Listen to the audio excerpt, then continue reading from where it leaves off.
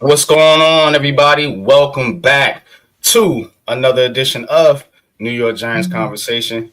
And we got the draft war room prepared for you. I got TP in the house. I Yo, got yo. Coach Ed in the building. I got my man Big Pat in the house. And of course, you know me, Unpopular Opinion Sports, man. We about to get it in with this mock draft for the New York Giants. This will be the final one on this show, of course. The draft is Thursday, so we getting y'all ready for that. Tune in. We about to get it popping, man, right after the intro. Let's go.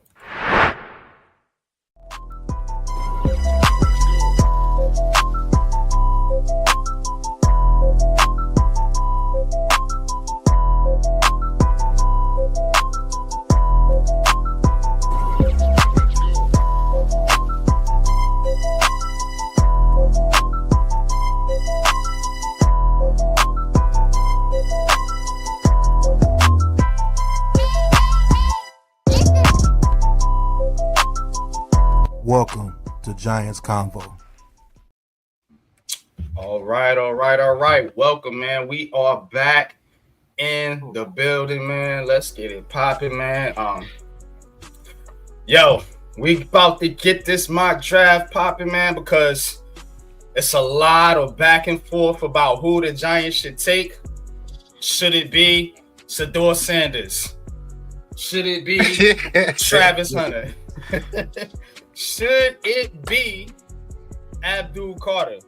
Or should they just trade out and wave the white flag and say, we don't want none of them? Now, NYG, I got a question for you before we get started.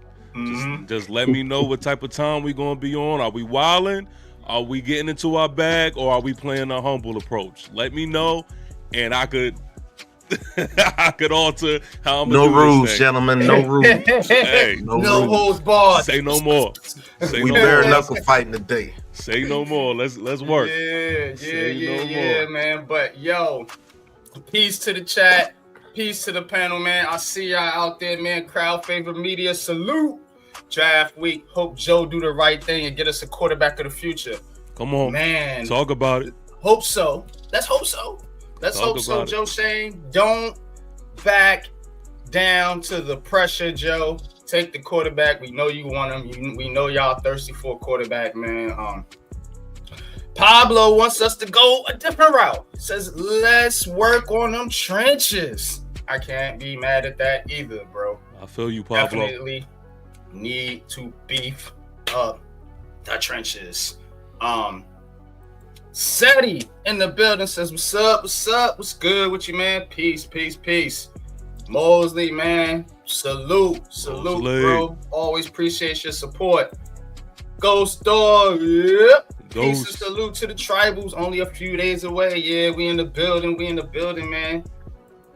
Yo, God, what's good? Says Abdul Carter is our guy. About time we are headed to a great Giants defense again. Hey, a lot of people feel like you do, guy. So we gonna see how this turns out. But man, let's get into this mock draft now. What we gonna do? We're gonna do 7 rounds. All right, and I want us to take the mindset that we're in the draft, that we are the New York Giants brass. You know, say Pat say coach is a coach. Coach, you are the coach. So I want you to come from the coach's perspective, aka Brian Dable. You know what I'm saying? That's dope. Oh, That's dope. Damn. That feels perfect. That's dope. So I gotta be. Never mind. I got you, bro. I got you. Pat, you're gonna have a very important role. I want Pat to come from the mindset of John Mayer. Ooh. Pat, John Mara, you are the owner of the New York Giants. And I want you to get in that role, and that's how we're going to approach this draft. Okay. PP, Talk another to me. very important role. Talk to me. You are going to be Mr. Joe Shane. Mr. Joe Shane. Okay. That is who you are going to be. And for me, myself, there's only really one other kind of important role in this situation. And it's really kind of a joint role, if you want to say, and that's the fans. That's the fan perspective. So, I'm gonna come from the fan perspective. Yeah, I know how I do, and that's how we gonna rock. This is dope. I like this. Let's go. Yeah, I like this. All right. Hey, I have a couple of things to say. Hey, if you guys are watching on any of these networks, make sure you like and subscribe. I see TP's people in here, Broken Bell.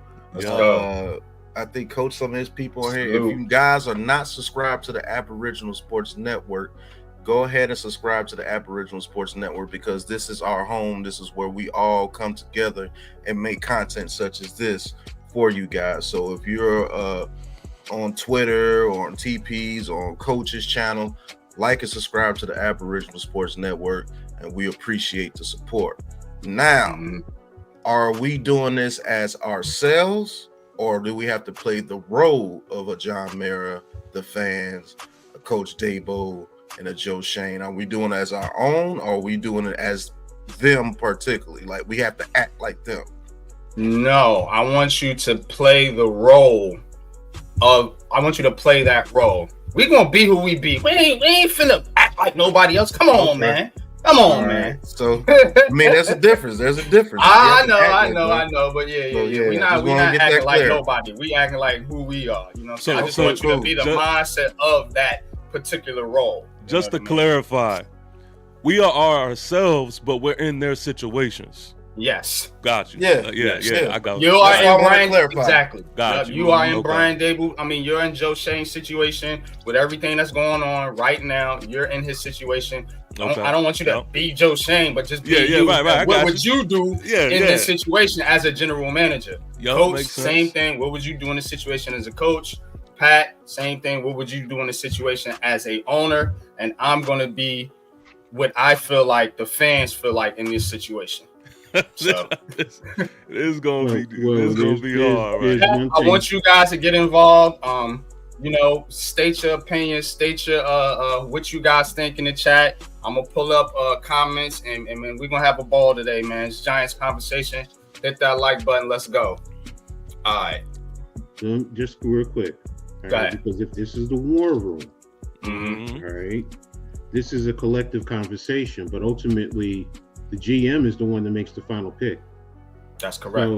So we're having discussions and making an argument, but in the end, the GM is the one who's making the decision. Not handing the card, because if there's a four-way tie in a sense, ultimately he's just going to say, well, I'm just going to make the executive decision. So that's how you want it to go, or each round we're just going to what we think they want for that pick at that draft position. Yeah. No, I want it to go how you said the first time, pretty much. You know what I mean? We are in a rule. I want to simulate as if this was a actual draft. So, like, you were correct. The GM ultimately has to make that decision. It's gonna fall on TP, but you're gonna get influence from your boss, Pat, your coach, and the people that is the loudest, which is the fans, me. So basically, be you.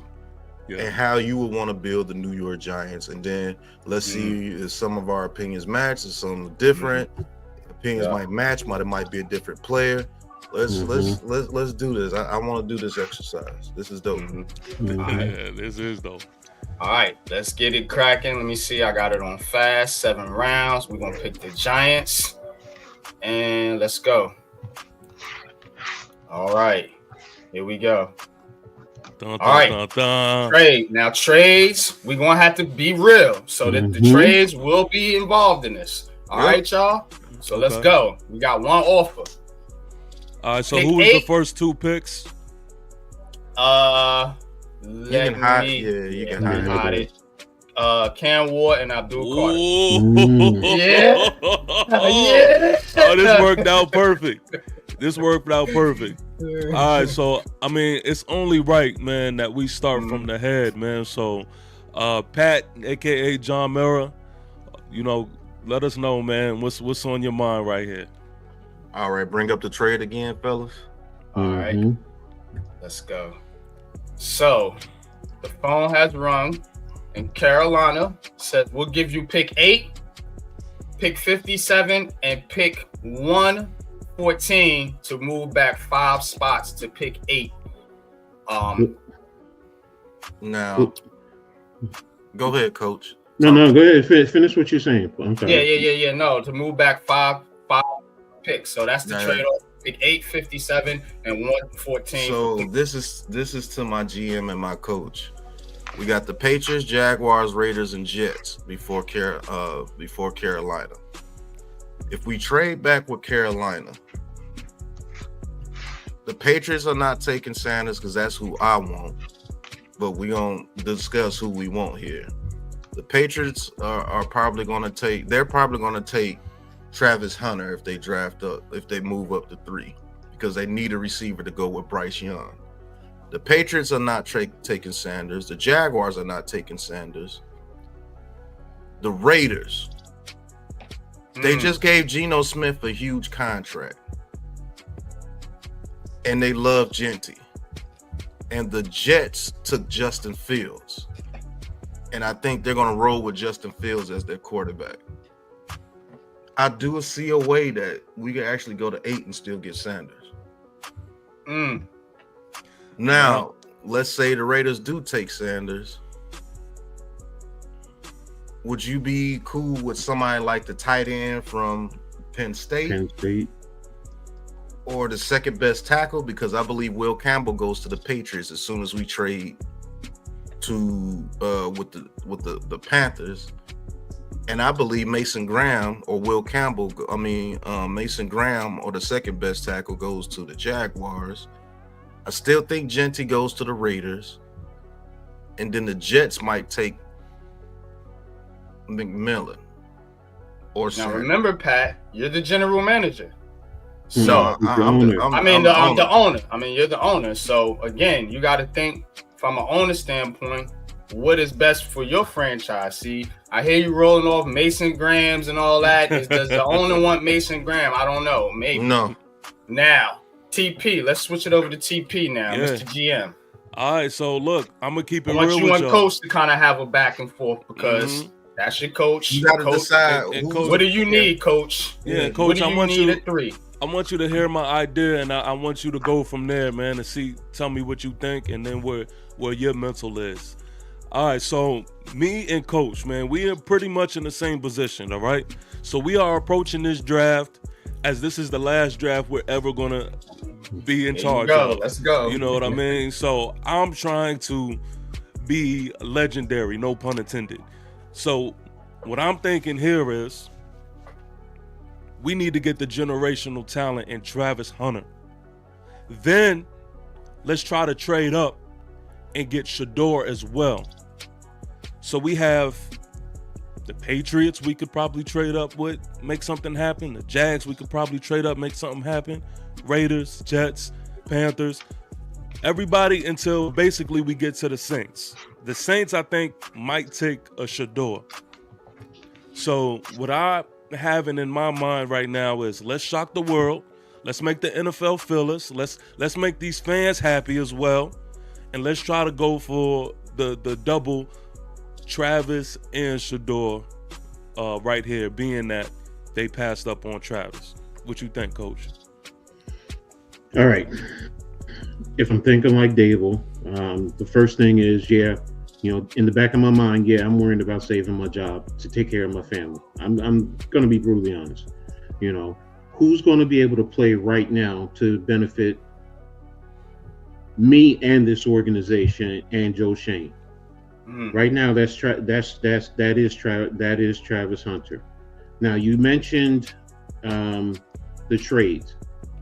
Where would you say we would have to trade up to? Because right now, I also have, if you pull up the value board for the drafts, what? I mean, for the picks, that's what you also have to look at. You know, what are we giving up? You know, because that you want him. If we want him, Shador too, we're going to have to give up based on where we're going, because that basically means we're going to have to try and get into the top 10. Yeah. Okay. Yeah. I'm gonna interject as the owner. See, I'm not John Merritt. Get him. Let's go. If you guys get your future quarterback, you have 2 years left on your contract, and I'm going to give you your second year with your quarterback. But if you trade and miss out on your quarterback and don't get your quarterback and you don't win this season, you're fired. Go ahead, debate. I believe in myself, man, and I believe in what we're going to do, man. I believe in what we're going to do, and I'm confident in getting Travis and trading up, Coach. But you still didn't answer my question. Oh, to answer your question, my fault. To answer your question, I think the safe bet to make sure and guarantee that we get Shador.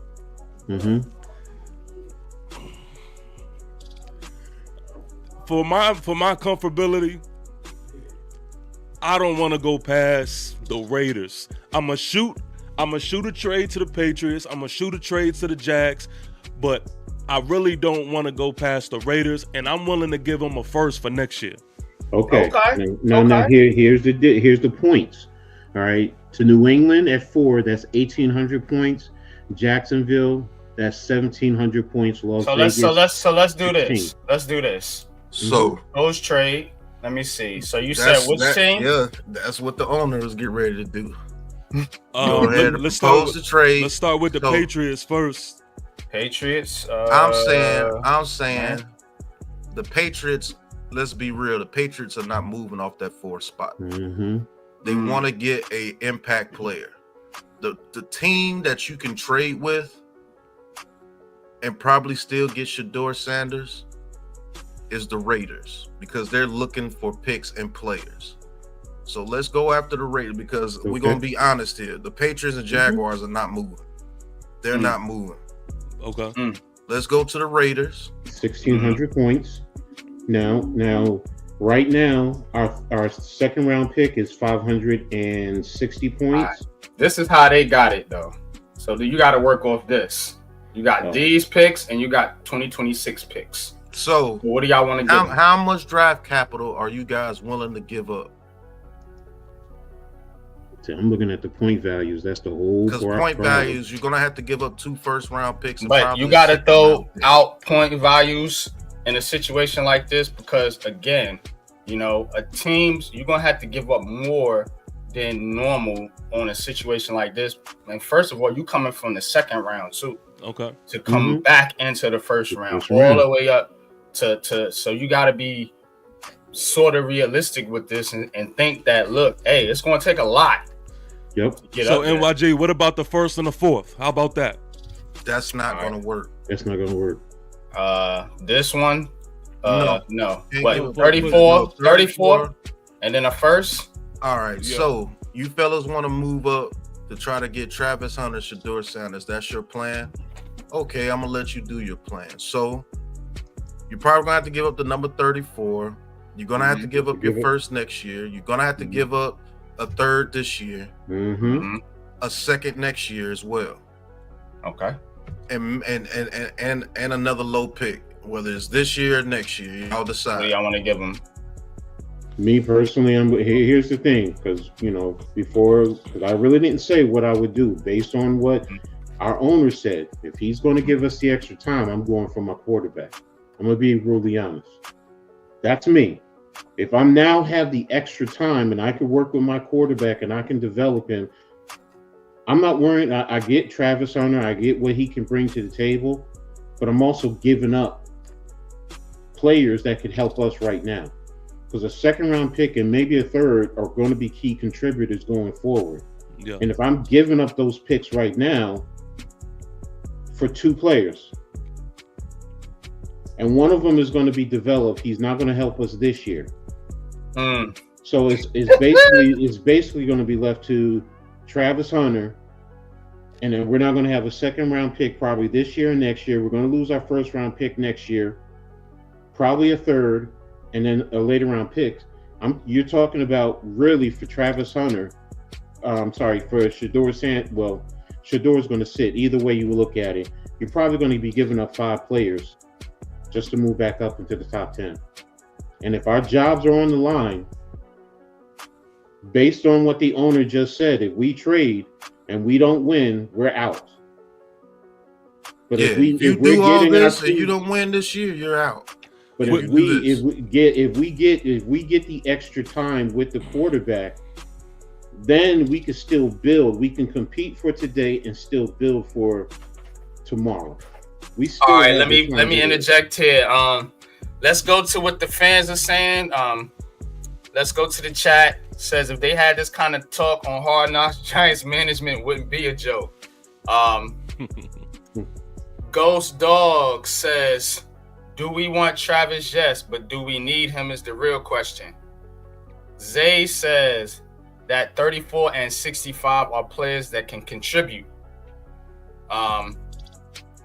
Broken Bell says, Howie calling on the line says he can offer him a hand sandwich and a bag of old cleats for number 3. Yo, Zay, what's going on? Honey Badger, what's going on? What's good with you, Hey, listen, I'm going to say this because we got about 10 minutes on the clock, so we got about 4 minutes left. If you guys give up this amount and you don't win this year, because now you're taking away my future assets from my team, and I can't get players that I could get this year. If you don't make the playoffs, you're done. Right. So this is my big question. Is there anything we can do outside of this? Can we move this pick, that third pick, to next year's rather than this year's? And can we make that? We could try. I mean, if they don't mean that, don't mean they're gonna accept it. Y'all got right. I'm just saying. I'm saying let's try. That's what I'm trying to do. So next year's third. Okay. All right. You want to try it? Let's try it. All right. Propose. Confirm. Trade has been rejected. You're gonna have to give You're gonna have to give up a lot, bro. And I'm telling you, if you give up all this to try to do this fantasy draft, because that's what it is. Listen, at the end of the day, the way I feel, and I'm listening to this fan base, we gotta win regardless. I just told you, if you get your quarterback of the future, you got 2 years. But if you give up all this and give up to go take Travis Hunter at 3, and if one of those teams do a Uno reverse card to take Shedeur Sanders, and you don't get your quarterback, my fan base is going to go crazy, and I might fire you mid-season if you're not at least 500. Damn. I'm telling you, hey, man. I'm being real. No hard feelings. I love you, brothers. But if you do this and you don't win, you're out of here. I'm telling you. I want my quarterback. Put that in your hand. I'm letting you do what you do. Here's the other situation, because the time is running out. All right. We lose Sanders. Who are we getting that later in the draft and at a quarterback? Because we're going to need a quarterback. Don't tell me Jackson Dart either. Man, I mean, you don't want Jackson Dart? I'm a really have to talk to coach, because schematically I would have to get somebody based off of what he wants to do offensively. So I feel like I'm not even gonna lie. I'm really stuck on on betting the house, man. On getting our 2 guys. That's how I mentally feel. Okay. I mean, if y'all not with it, want to try to trade again? Let's try to trade again. Right now, right? Okay, go ahead. Try to trade because the time is running now. Yeah. To our defense, they have a little bit more time to discuss these scenarios before draft day. Mm-hmm. Y'all good. So we're gonna go with the Raiders. We're gonna go with 3 next year's first, and what else? You got to start there. I mean, not 3, 34. Let me 34 and next year's first. Let me ask this question, because if it's confirmed, then that means the trade went through. What? Nothing's confirmed. Well, before when you did it, you said confirm, and then they denied. It was just confirmed to offer it, Coach. Okay. What about one of our compensatory picks? Do they have that up here? One of our third. These are all the picks. Yeah, the third round is right here, 99. Mm-hmm. I'm telling you, it's not going to work unless you probably do this, and this. And it still might not work because that pick is so high. Yeah. So you're telling me you're willing to give up my 2nd round pick, both my 3rd round picks, my 1st pick next year, my 2nd pick. If you're not winning by mid-season, I'm just being honest. Yeah, that's too much. Right now, to me, it's about the quarterback. You mean to tell me Travis Hunter is worth 5 picks? Guys, Travis Hunter is not worth 5 picks, but Travis Hunter is worth something. Now, do y'all want to play the gamble game and just say maybe we could see if Shedeur makes it to what? You still got the Carolina trade on the deck. Remember that.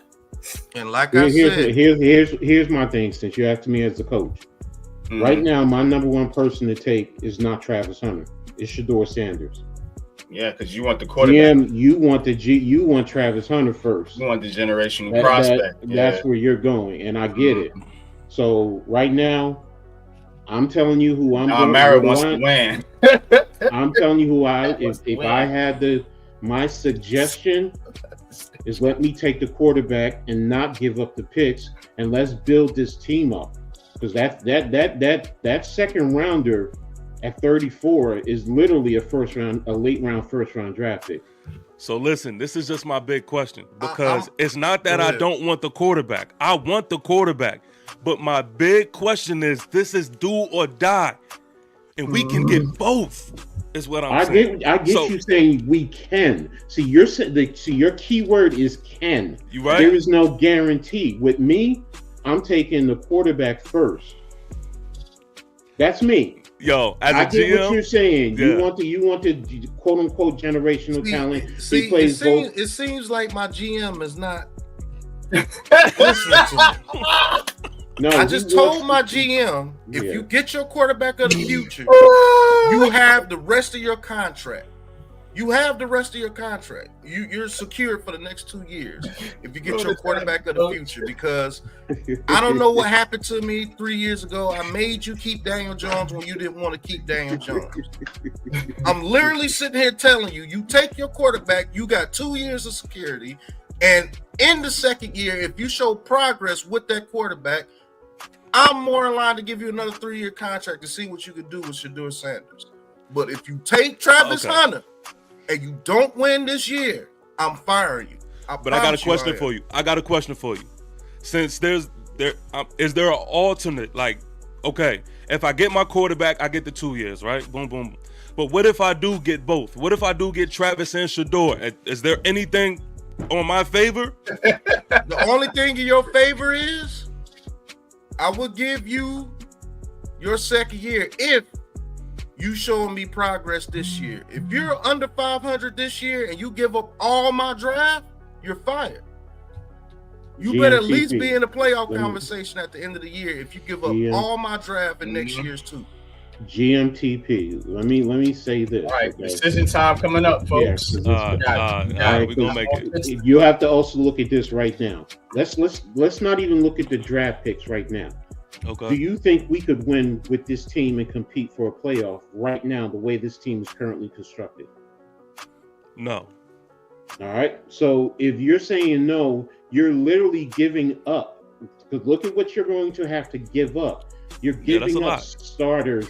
And now I'm going to make an executive decision. You just told me this team is not ready to win, but you willing to give up my whole draft and part of next year's draft? No, let me tell you. Now you're definitely fired. No. Let me tell you where my mindset is. The gamble is this. The gamble is that I go Travis, and now I'm trusting because I don't like this, because I don't like how much we have to give up. That's off the table.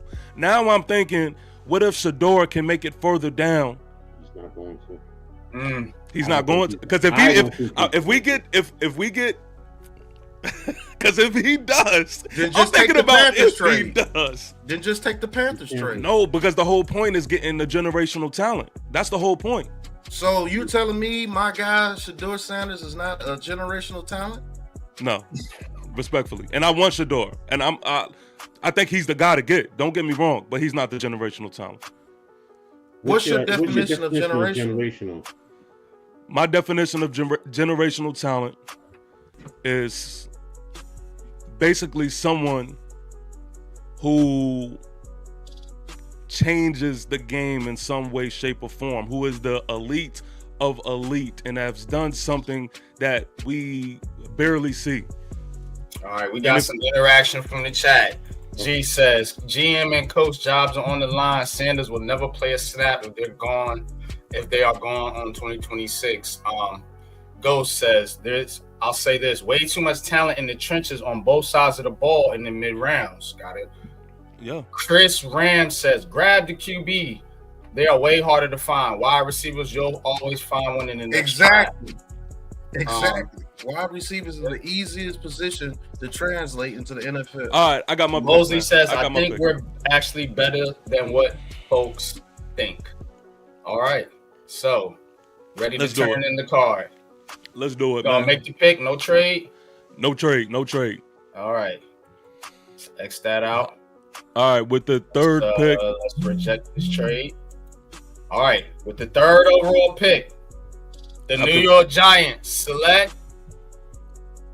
Let's go ahead and get our quarterback in Shedeur Sanders, man. Let's go. Shedeur Sanders, quarterback, Colorado. You just bought yourself 2 more years, sir. Let's go, man. Bought yourself 2 more years. Let's go. Now, look, I want y'all to understand, man, that I'm a team player. Okay, I didn't go selfish. I listened to the wisdom of my coach. You know what I mean? I listened to job security. And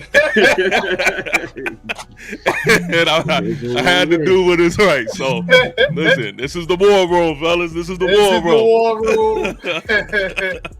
Shedeur Sanders with the third overall pick for the New York Giants. Okay, now we're at pick 34.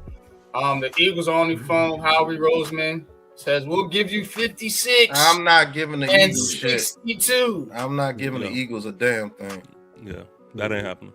All right. Especially losing 34? Hell no. Yeah, I think we're all in agreement. All right. So, and look at that. Jalen Miro went 33. Good decision because you wouldn't have got him. If that's who y'all wanted as a quarterback and stuff. Well, they would have took Shedeur possibly then.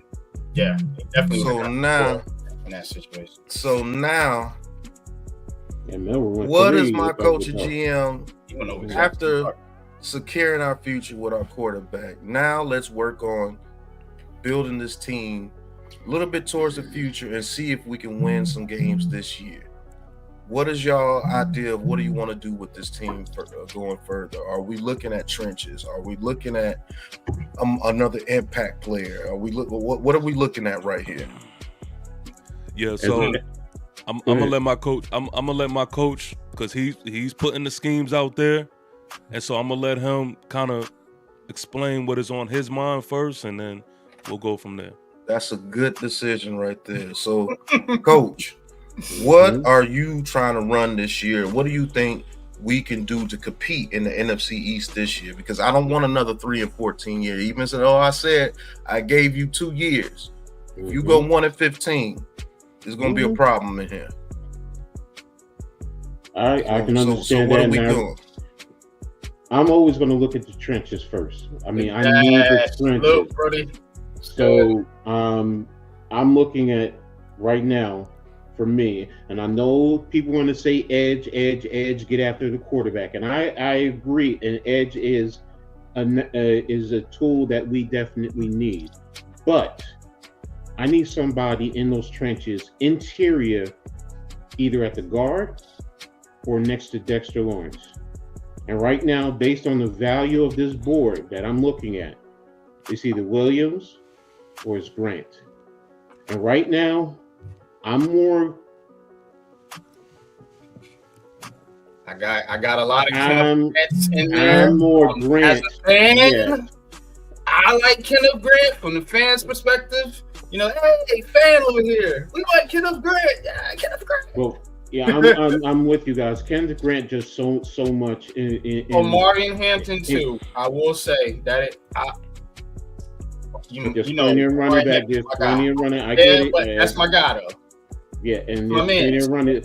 I'm looking at the value. There's still running backs that we can still probably get a little bit later. So, and I understand how good Hampton is, but right now I'm looking at Grant number one for me.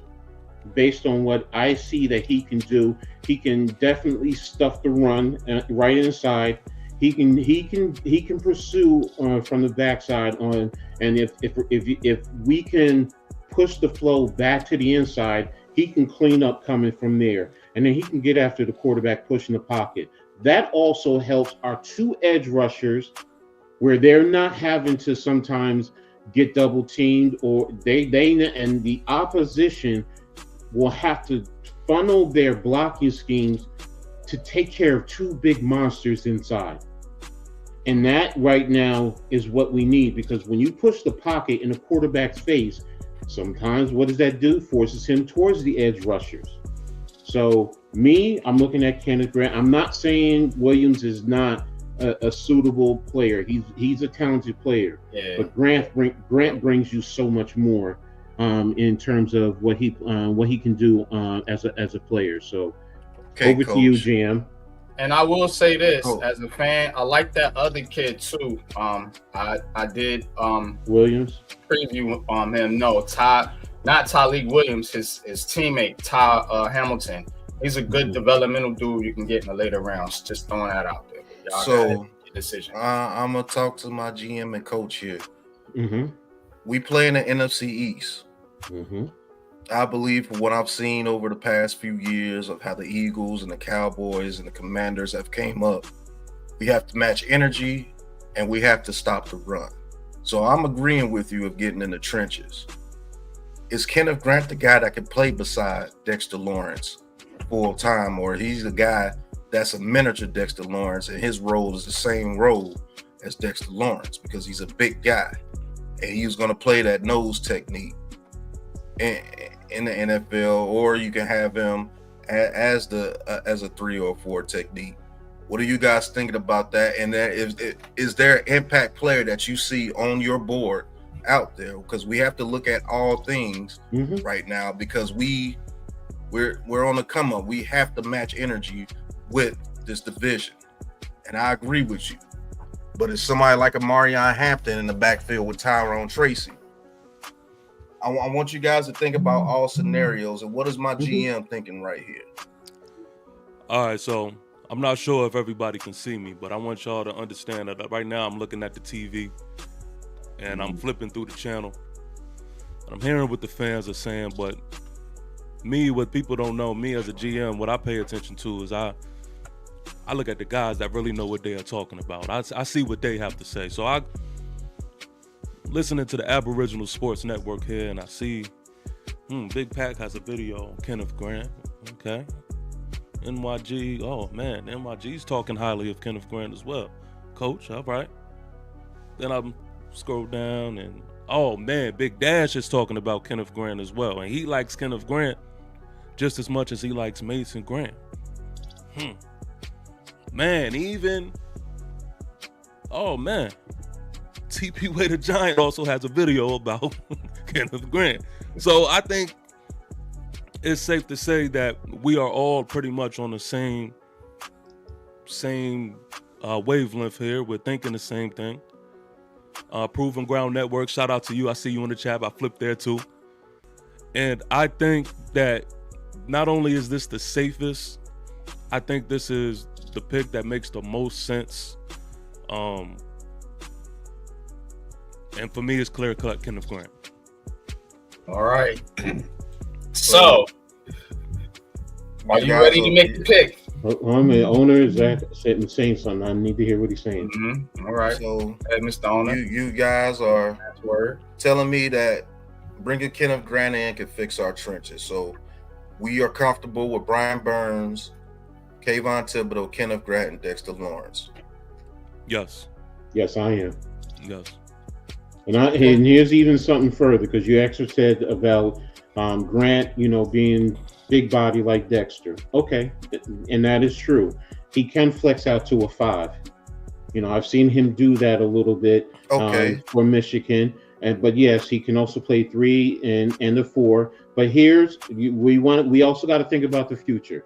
And I know people don't want to hear this, but what happens if Dexter wants to leave and chooses to leave? I still need someone to. I appreciate my head coach thinking about the future. I am sold. Get me Kenneth Grant. I am sold. All right. TP, make the pick. All right. So with this 34th pick, we are going to go ahead get Kenneth Grant. New York Giants select Kenneth Grant. All right. Boom. There we go. All right, next pick. Yeah. Here comes 2 trade offers. All right. Joe Shane, your phone has rung. It's the Atlanta Falcons. They say, yo, man, we want 65, man. We'll give you 118 and a second next year for pick 65, and y'all go ahead and throw in 219 too, man, to make it fair. What you think?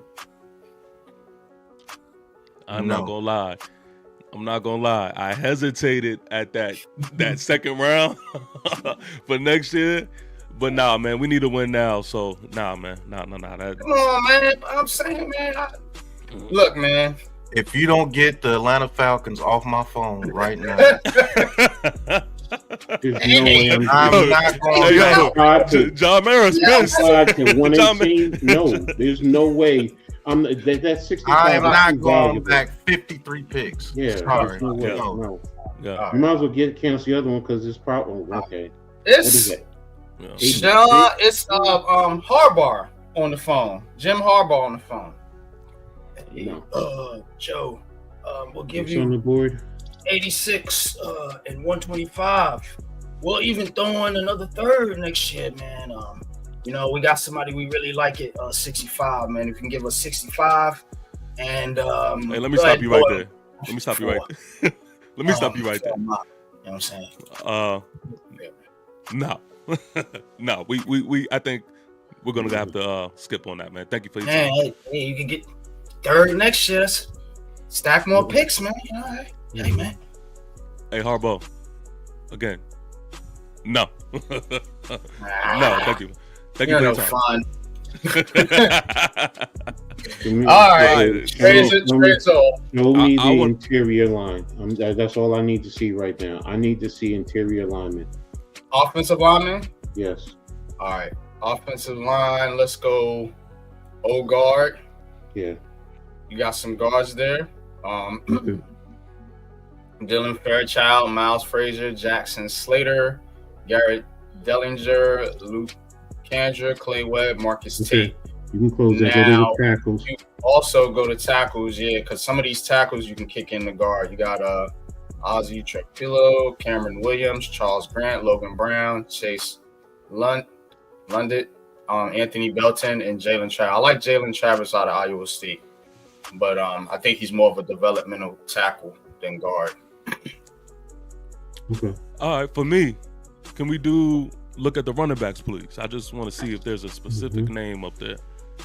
All right. Oh, and he's there. He's there because I'm looking at Cameron, DJ Giddens, Bray Shaw, and Damian Martinez, Ali Gordon II, Dylan Sampson, RJ Harvey. All good running backs, man. But I like Scatbo and Ali Gordon. All right, so from a fan's perspective, that's listen. This is what I'm thinking right here. Scatbo is somebody that I think will complement Tyrone Tracy Jr. well. I do not want Tyrone Tracy Jr. to be a back that is taking as much carries as he did. I want to have options. I want to create something that is similar to what the Detroit Lions are doing. Give me that 1-2, maybe 1-2-3 punch. And I want to be more aggressive this year. We are trying to win. So with that being said, on 3rd and 2, on 4th and 1s, I want to start getting those. And how can we get those? By giving me somebody like Scatbo, and everybody can know that we're running, and we will do just that. Every now and then, we'll even throw in a play action, and it's going to be a threat on the offensive side of the ball. Don't get me wrong. I understand that the offensive line is definitely a need, but I think this is worth the discussion. Coach, what do you need out there on the field with this pick here at 65? Now, you guys gotta pay attention to the rankings too. Cam Scatbo ranked number 91. You're at pick 65. So remember, Mr. GM, positional value also has to be taken into effect too when you're making these picks. But Coach, go ahead. Well, based on, first of all, you said look at these rankings.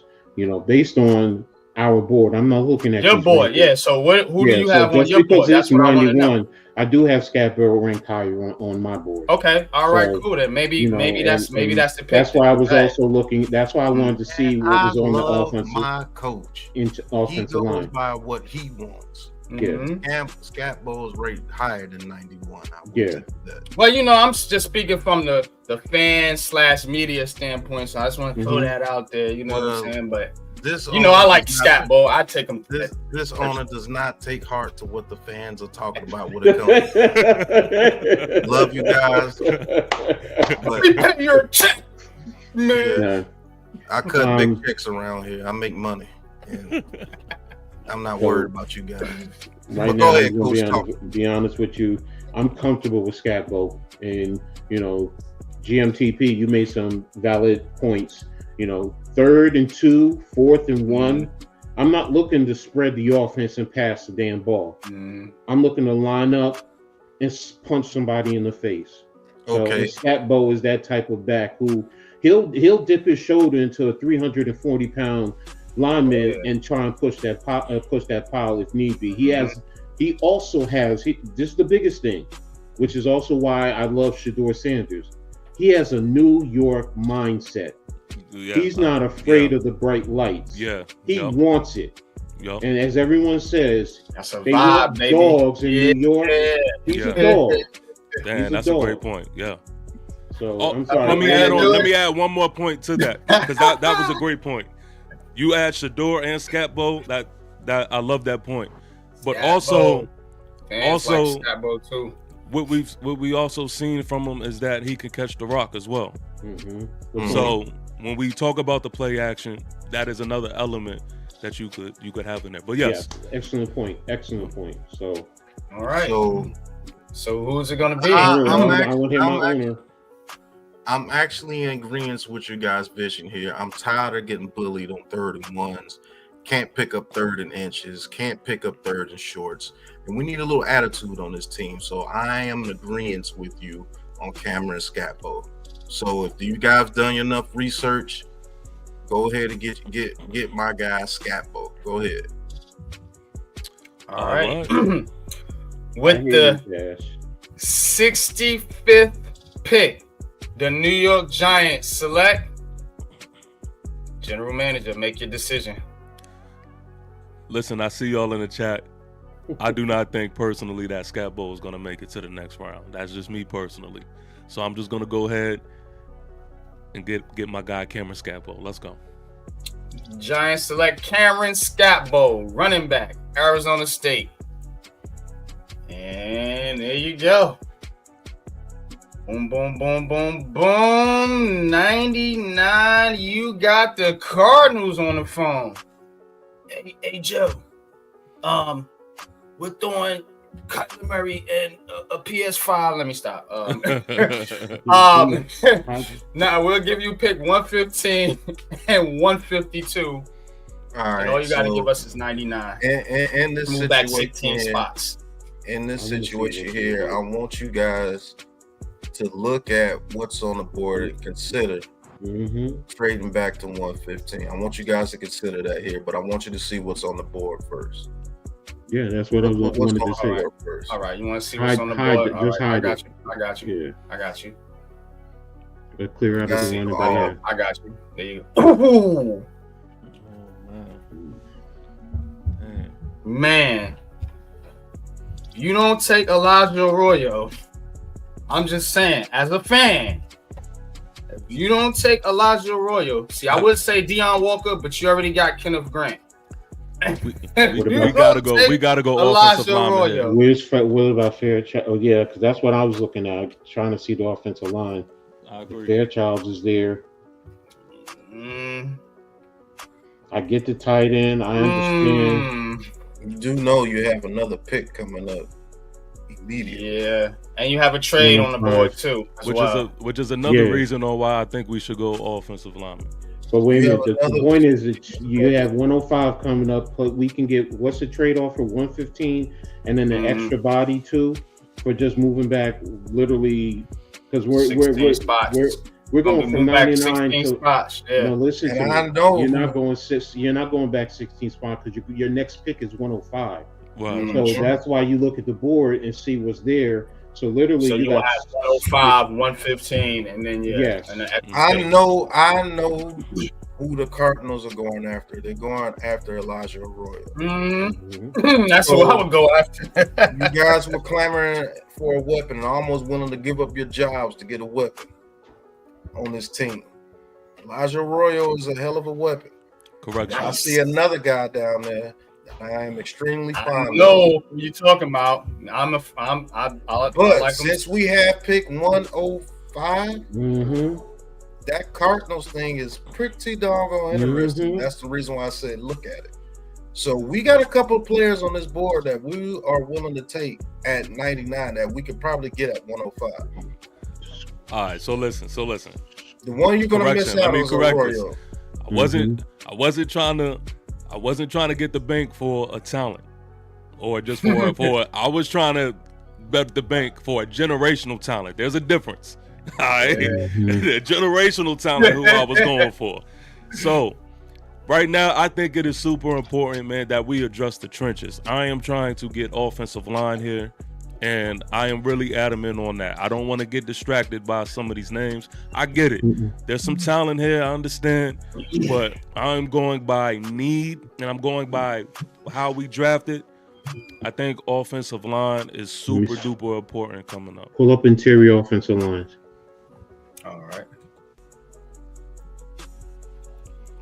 All right, you got Fairchild, you got Miles Frazier, Jackson Slater, Dellinger, Luke Condra, who's looking at him. I don't know if there's anybody else down there. Yeah. Now, to be honest with you, I'm only familiar with Fairchild. It's actually pretty thin. Fairchild and Miles Frazier, I think, are pretty decent. And if you go back down to 115, both guys will be there at 104. No, there you go. One of those guys would be there at 104. Fairchild and Miles Frazier. And Garrett Dillinger. Yeah. And Garrett Dillinger would be there. He was pretty good. I think Dillinger is better than Fairchild.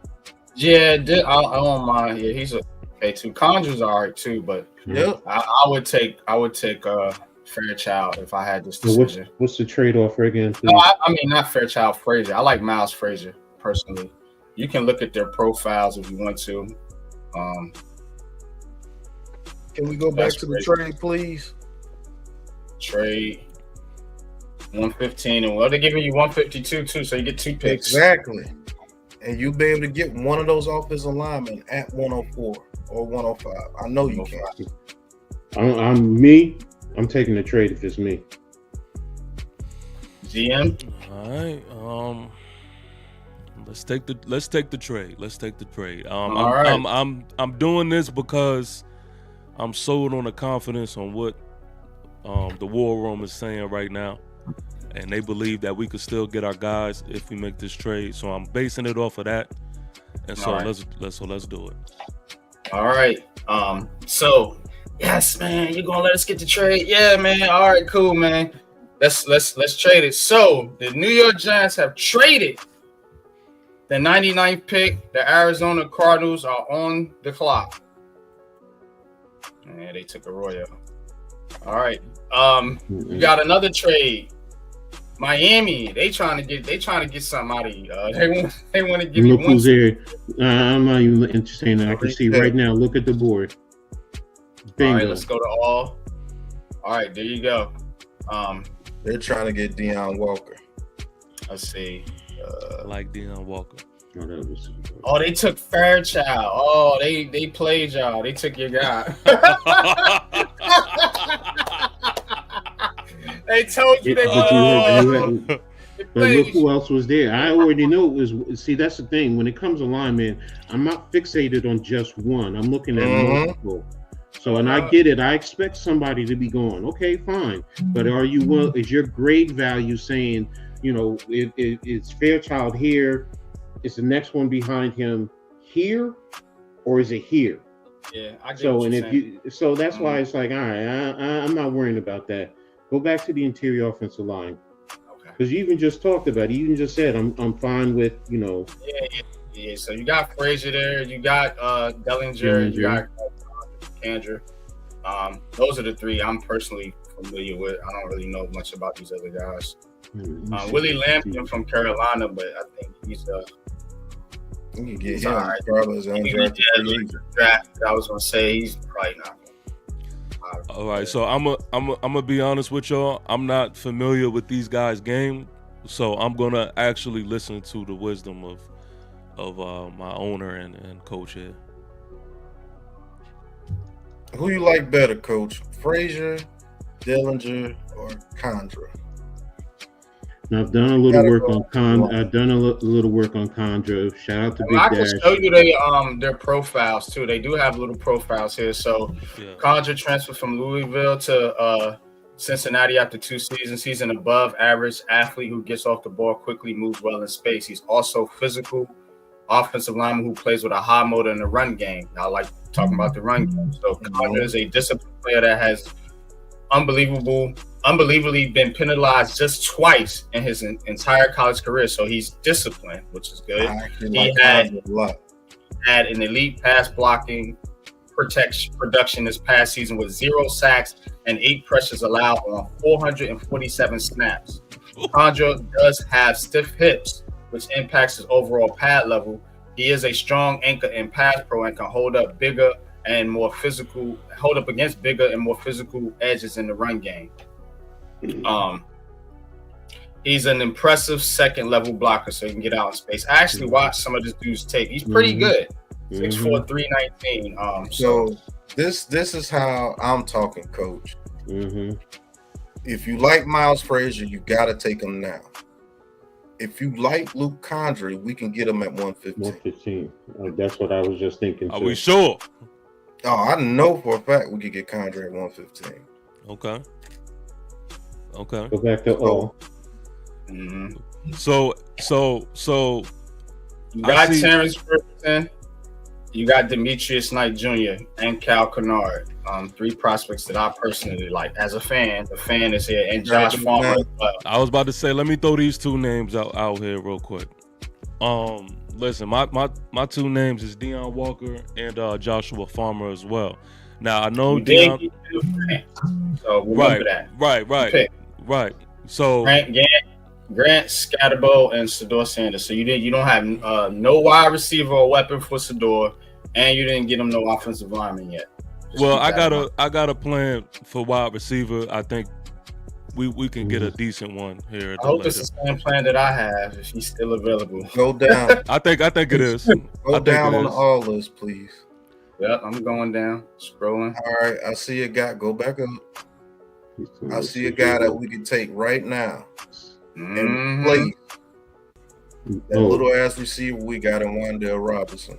Williams and Savion Williams, and he can play running back as well. That's your boy too. You do like Savion Williams. Good point. Good point. And he matches the energy to a T over here. Atbo, Sador, and Savion Williams, boy.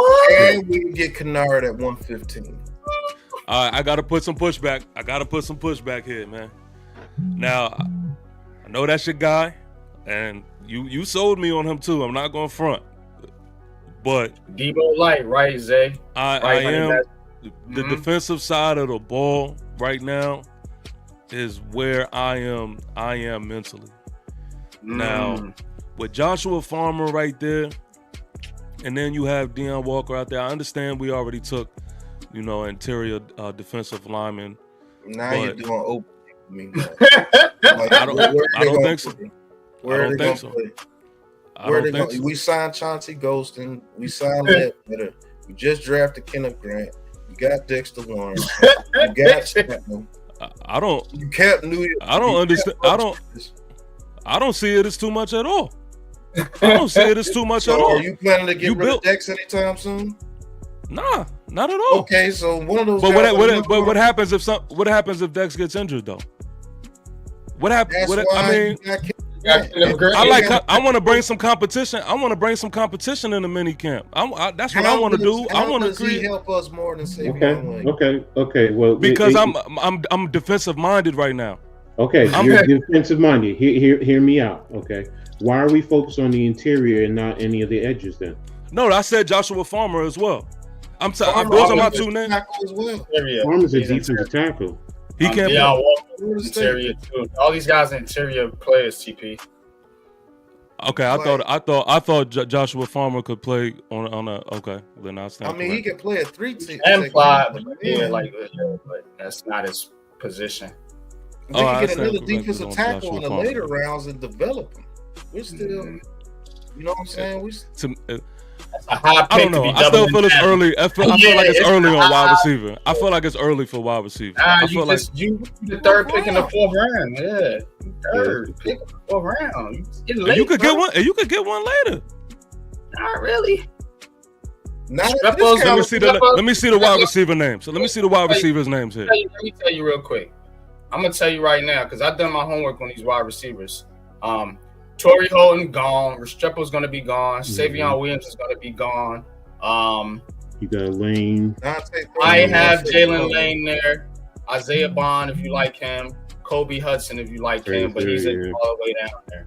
And I mean that's it. Unless you're gonna take Jimmy Horn Jr. is gonna be there. What are we talking about? He's a 7th rounder though. Yeah, I mean that's like. Who do you think will impact this team more in this division? Jimmy Horn Jr. We just got Shador. Let's talk.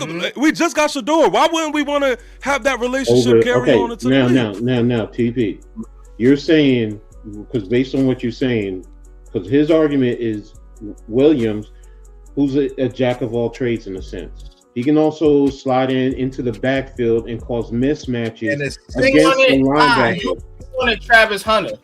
Yo, I have top guys. Keep mentioning Travis Hunter. Travis Hunter is because he's a generational talent. Again, he's a different. He's a different conversation. Yeah, I'm not talking. But Coach, to what you said, the reason is I already have Tyrone Tracy Jr., who I feel like can do that. He used to. I mean, think about it. Tyrone Tracy's game used to be a wide receiver. I already have that. But Jimmy Horn Jr., I feel like he already has a relationship, and I think the theme of this draft has been what can also translate for the future. The theme of this draft has been. Let me do my job as an owner. Go ahead. These guys have a relationship. They have a rapport. They know each other's timing. I think it makes more sense. You can get Jimmy Horn Jr. in these later rounds, and then you could also address, like Coach said, an edge guy or an offensive lineman. All right. So go back to Hall. Let me do this for you real quick. And I want you to tell me any of those receivers on that board can do this for our team. Okay, any of these receivers that's left on that board can do this for our team. The man is 6'5", can play in the slot. He nice, bro. Do kick return, punt return, play running back, play quarterback. Highlights are supposed to look nice. Now let's pull up Jimmy Horn Jr.'s after this. I want to say one thing about Jimmy Horn. I understand about Jimmy Horn. Believe you me, yes, I do like Jimmy Horn. He's not Savion Williams. Jimmy Horn Jr. is not doing that. No, the red we got him messed up. because of the height. Remember, he said 6'5". Jimmy Horn is what, 5'9"? He's not gonna. He's based on quickness and separation. He's not gonna go up and get the ball over somebody. This dude is different, bro. Okay, no, he's not gonna do it to a degree of a 6'5" receiver, but he could definitely get that jump ball if required. Jimmy Horn is doing that. And he's not going to do it. No, he's not going to. In the 7th okay, round. But let's talk about. Okay, but in the same breath, there's things that he's doing that Jimmy Horn Jr. And we talk about special teams. Jimmy Horn Jr. is a special teamer as well. Yeah, Iman. Look, let me say this. Let's let the fans interject. Zay, that is absolutely crazy. That comment is crazy, Zay. Yeah. So again, what you can do though, what you got to understand is you got Wandale Robinson, Jalen Hyatt, whatever.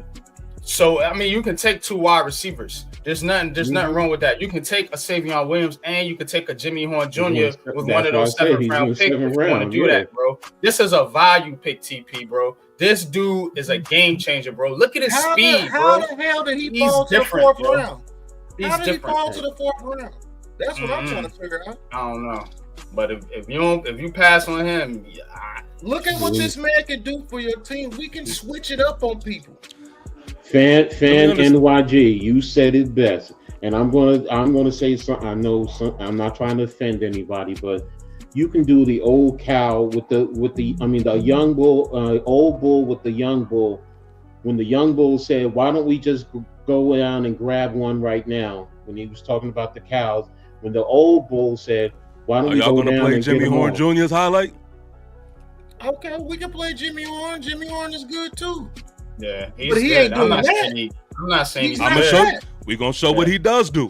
We're gonna show what he really does. We gotta make this pick, fellas. So 105. What we doing here, man? Now we want to show Savion's highlights, persuade the people, and then I'm gonna let Pat pull up Jimmy Horn Jr.'s highlights too. Listen, let's talk about what we're gonna do with this pick.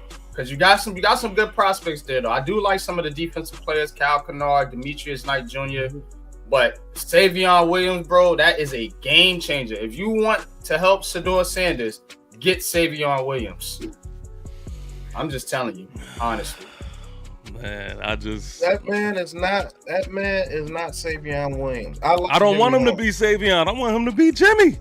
With Shador. Okay, but I promise you put Savion Williams out there on this team in our division, that helps us tremendously, more than what Jimmy Horn can help us with. He's not doing this.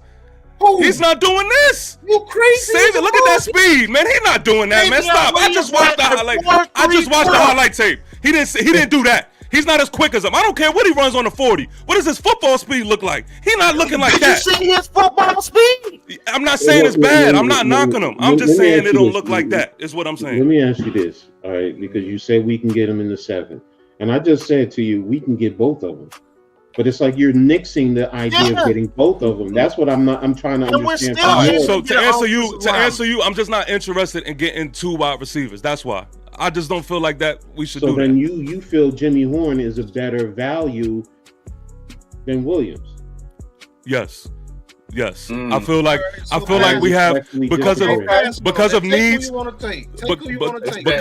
We got Bryce Ford Wheaton Jr. That's what the Giants fans are saying. So that's what one fan said. Ford Wheaton 2.0. That says it. If that defensive tackle doesn't play 100 snaps this season, you know why? Because we already got 3 people. No, forget defensive tackle. I want to look at an edge guy, and I want to look at offensive lineman. That's what I want. That says we're honest. Neither one is getting on the field in 2025. I think Savion will be on the field. Savion, you have to put Savion on the field. Yeah, because he do too much to not have him on the field. He gives you that big body receiver that we haven't had in years. He gives you value out of the backfield at running back. He gives you value in the slot. He gives you value on back shoulder throws. He gives you value in the kick return, punt return. And he gives you value of being a tough player coming over here in this division.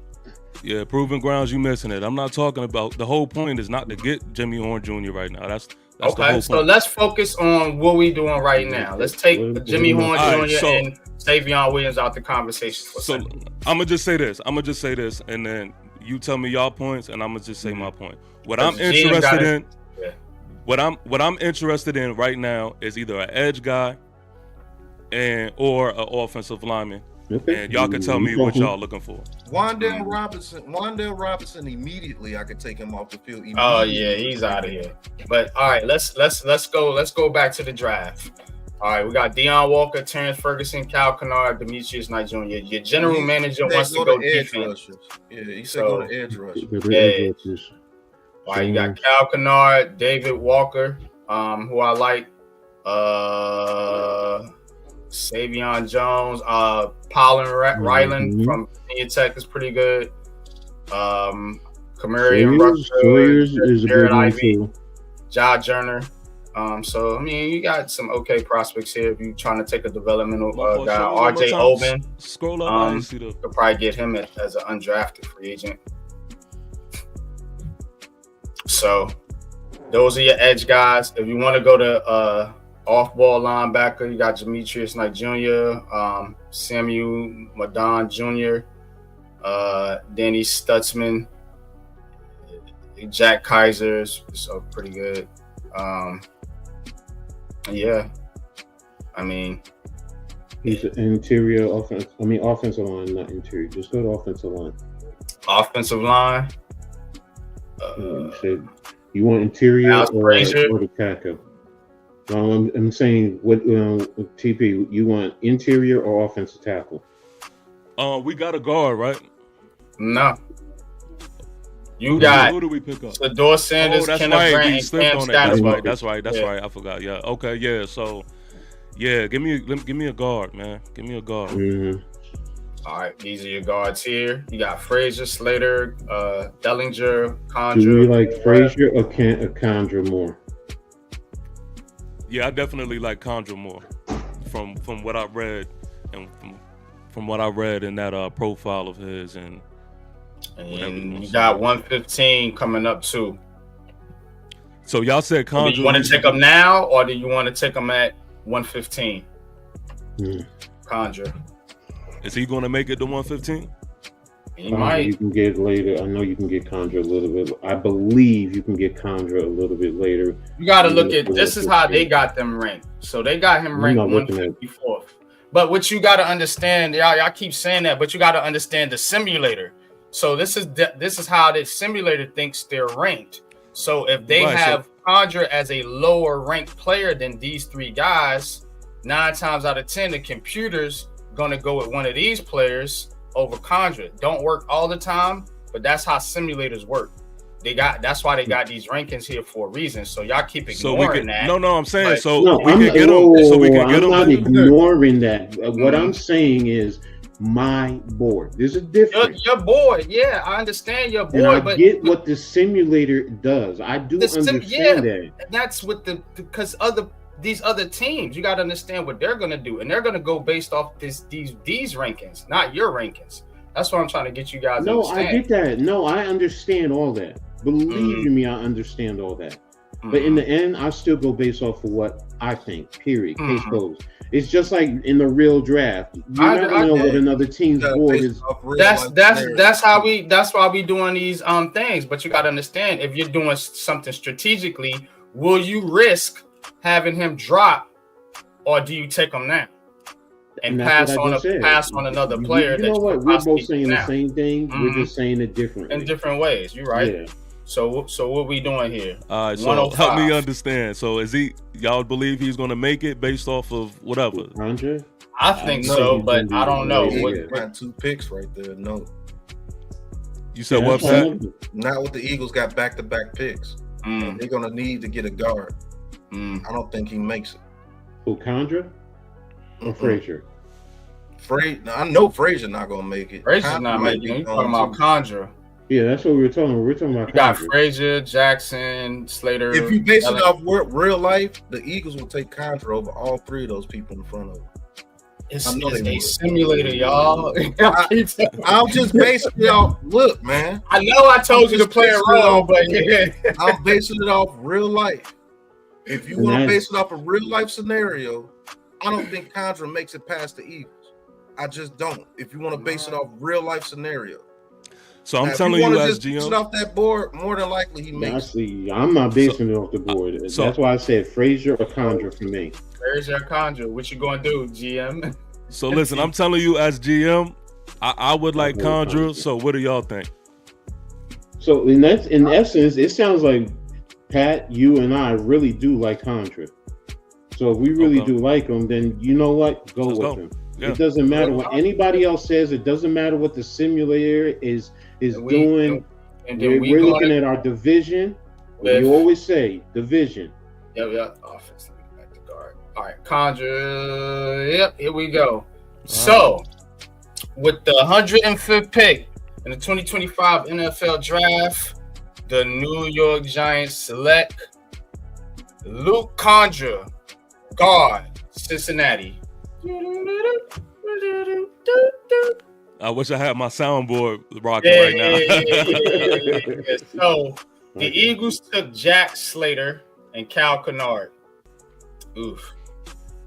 David Walker went to the Panthers. Ferguson went to the Texans.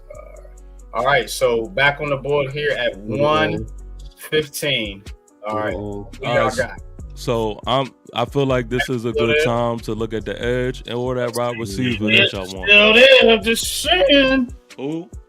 Savion Williams is still there. Get your guy. Don't tell me I can't cook. He's still there. What are we saying? Get him. Let's go. Let's go. Get him. Hey, get him. That's how you cook. That's how you, ladies and gentlemen. Just tell Joe Shane, if he needs some help in there, get with the Aboriginal Sports Network. Right. Come on. Right. I know one thing. Wait a minute. If you're going to take Savion Williams with this pick, I'm going to be super pissed. I just said, let's get him. Let's rock. Your owner's telling you to take him. He's giving you that little nudge. Let's rock. Well, he's saying get him, Pat. Relax. We good. We got him. Come on. Yo, we should all right now be high-fiving in the war room right now. This worked out perfectly. Yeah, I'm telling you. Let's go. Can you please make the pick? Before the time run out. All right. With the 115th pick in the 2025 NFL Draft, the New York Giants select Savion Williams, wide receiver, TCU. Let's go, y'all. All right. Let's go. Yeah. Let's go. Oh, yeah. Let's go. Mm-hmm. Let's go. Come on. You notice Walker, because y'all were talking about him earlier, he's still dropping. Still there. Still That's there. crazy work. He's still there. Still there. Let's go. No, man. So now he can turn into that developmental guy that I was talking about. But I still do feel like an edge guy is somebody who we got to address that. Okay, right? So let's go to the edges, and any of those guys give you more value than Deion Walker, right? Yeah, right. Edge, you got Jared Ivey, Josh Joyner.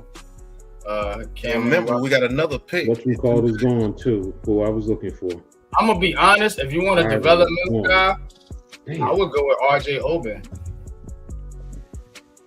But again, that might be high. I'm taking Josh Joyner way before RJ Oben. I'm saying if you want a developmental guy, you can wait and get RJ Oben. Do me a favor, just man, I went 145, but let me see who got Ryland. Who? Oh, Ryland. Ryland from Virginia Tech, right there. Yeah. I like him a lot too. He's dope. I will actually go to all right here and see what's the best available. Deion Walker's gonna be at the top. Yeah, he's gonna be at the top. Malachi Moore, you got safeties though. Cornelius, tackle from Oregon. Go up. You said who? That's my guy. Y'all know I like me Johnny Cornelius, man. Mm-hmm. Johnny Cornelius is my guy. I feel like I keep getting the Johnny, man. Actually, that's a huge value pick too. Yeah, you can actually get Walker and Cornelius. Yeah, man. I like a Johnny. He's a tackle. He's a good pass protection guy from Harlem. I like a Johnny, man. I'm not even gonna lie to you. Let's read his scouting report. 6'5", 310 pounds. Johnny Cornelius is a powerful, athletic offensive tackle with excellent footwork and hand force. He moves well laterally, allowing him to mirror pass rushers effectively while maintaining a strong base against power moves. Cornelius generates significant push in the run game using his strength and power profile to open lanes. His high football IQ helps him recognize defensive stunts and blitzes, making him a reliable protector.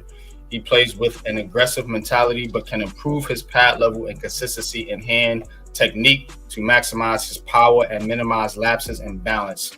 With continued refinement, Cornelius has the tools to develop into a high impact lineman, and he's good depth on day one.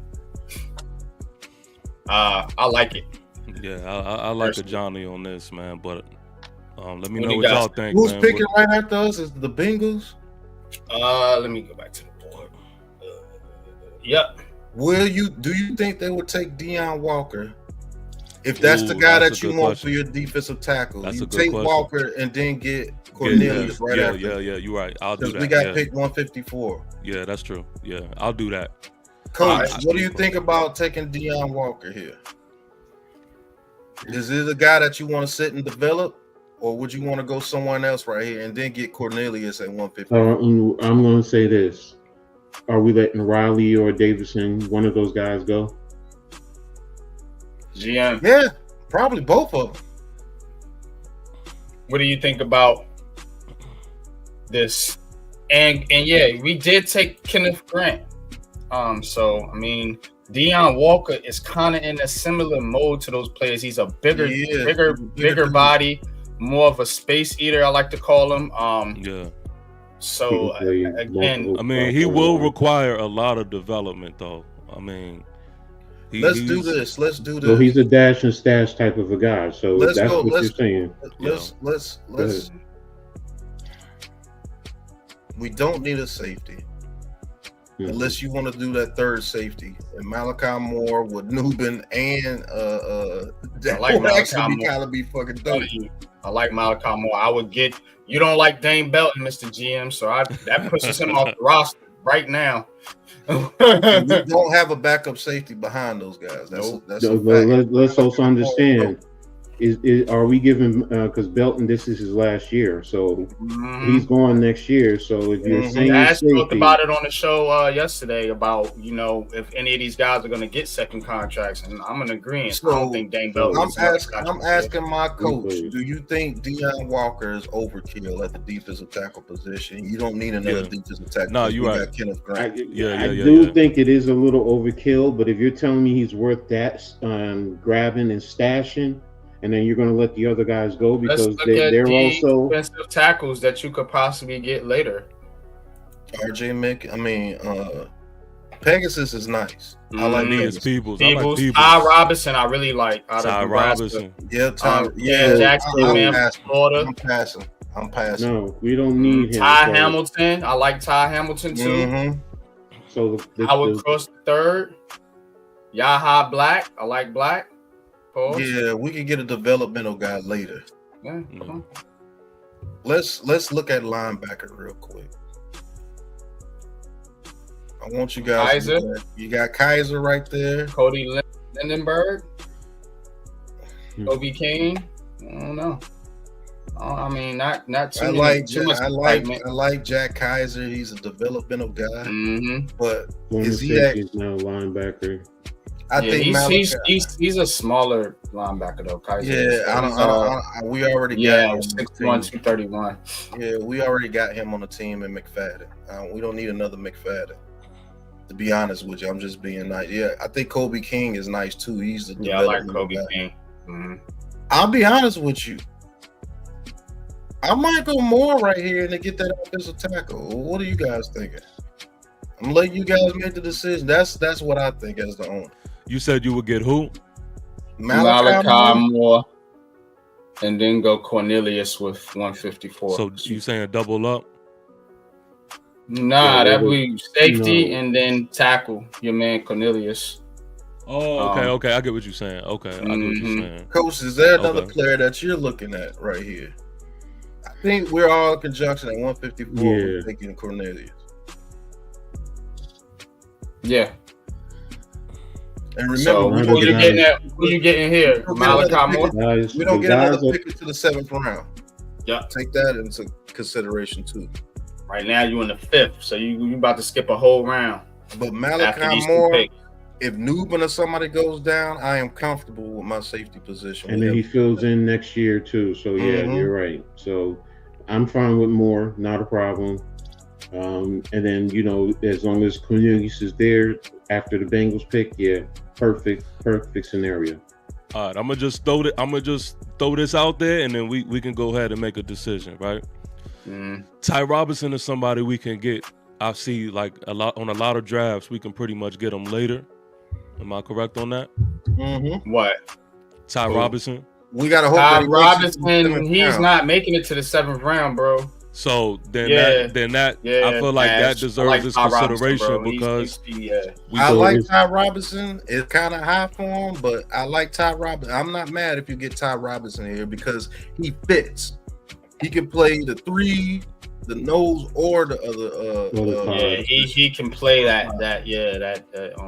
And I like Ty Robinson. I like Ty Robinson a whole lot. And I'm just thinking like maybe we get. I was just saying maybe we get Belton one more year and then we'll address safety later. I'm with that. You know, I'm just. And hold on, I want to show you why I like Ty Robinson. I know why Robinson. Believe me, from Nebraska.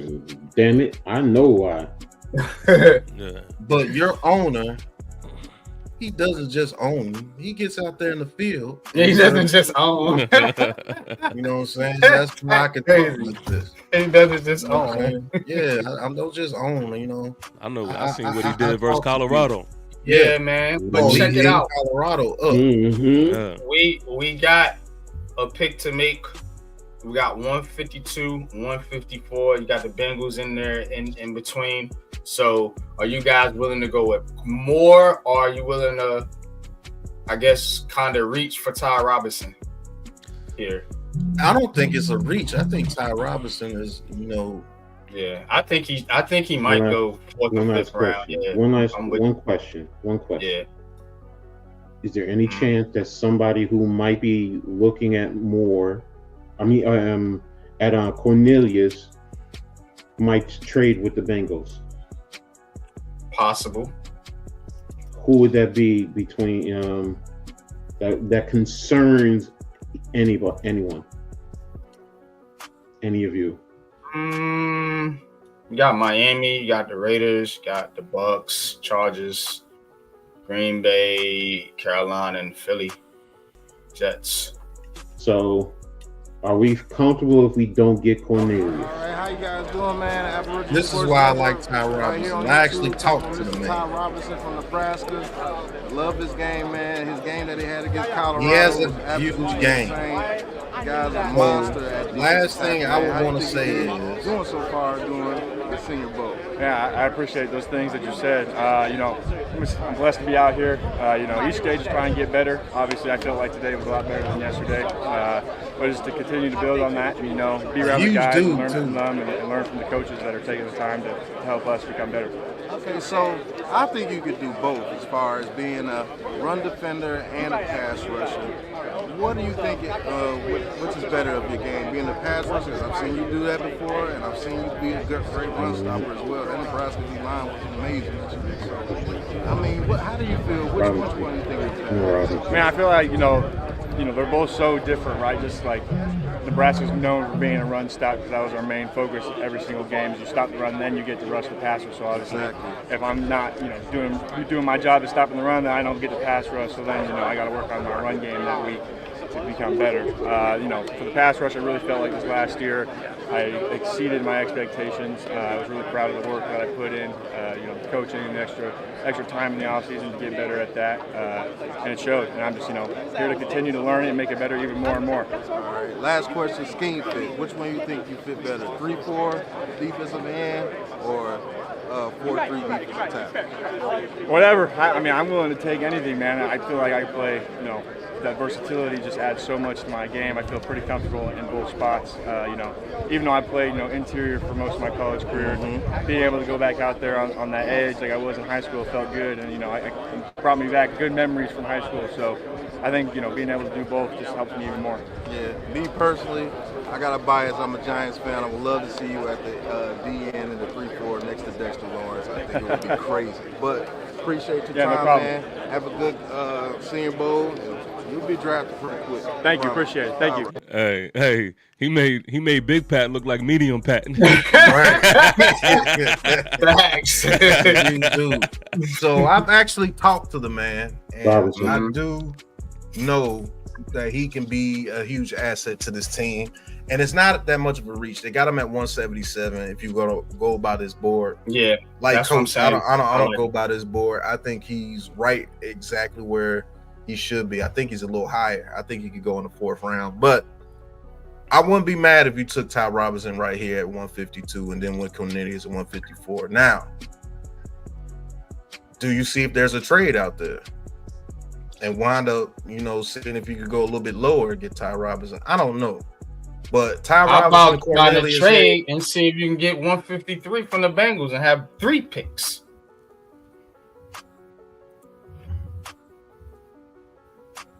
That would be actually kind of dope, but you got 2 7th round picks. What you doing with that? Most of those players in the 7th round you can get as undrafted free agents. Just keep it a buck. I'm a draft strategist, bro. I love the draft. I love the strategic part of the draft. That's why I like doing these types of exercises. Yeah. So the way I see it is, I think we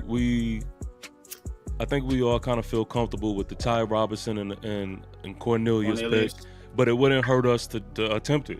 So what? If it don't go through, it don't go through, but we still attempt it. All right, let's see. I just got the Bengals on the phone. We're contacting them. The GM's contacting them. All right. What can we do? Can we give them our 7th? Yeah, you're gonna have to give them 219, 246, and maybe a 5th rounder next year and see what they do. All right. For 153. Nah, probably gonna have to be a 4th round. Ain't gonna be no 5th round. They ain't gonna do that. Sheesh. All right, let's see. Propose. Y'all with it? Yeah. Everybody feel comfortable with this trade? I'm losing. We talked about Jimmy Horn Jr. But you know what? Don't bother me either way. You can get Malachi Moore, Cornelius, and Ty Robinson if you do this. All in one shot. I'm just saying. What I was saying is, but that's gonna be your draft though, because you're giving up your 2 7ths. So go ahead. Are you comfortable with this GM? GM got to make the call. Yeah. Well, let me ask y'all this: Malachi Moore is worth it for y'all? Because I'm not really familiar. Okay. Mm-hmm. Yeah. Mm-hmm. All right. So I don't see how he made it to the 5th round, but okay. Then with that being said, let's do it. Let's do it. And he took it. Oh, good job, y'all. So we're gonna take Malachi Moore, Robinson, and Cornelius, and we're gonna get the hell out of here and talk about what we got. Y'all with it? Let's do it. Let's do it. Everybody in the greens? All right, let's do it. Malachi Moore,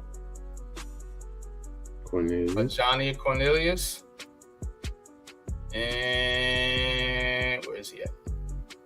Where's Ty at? Ty Robinson.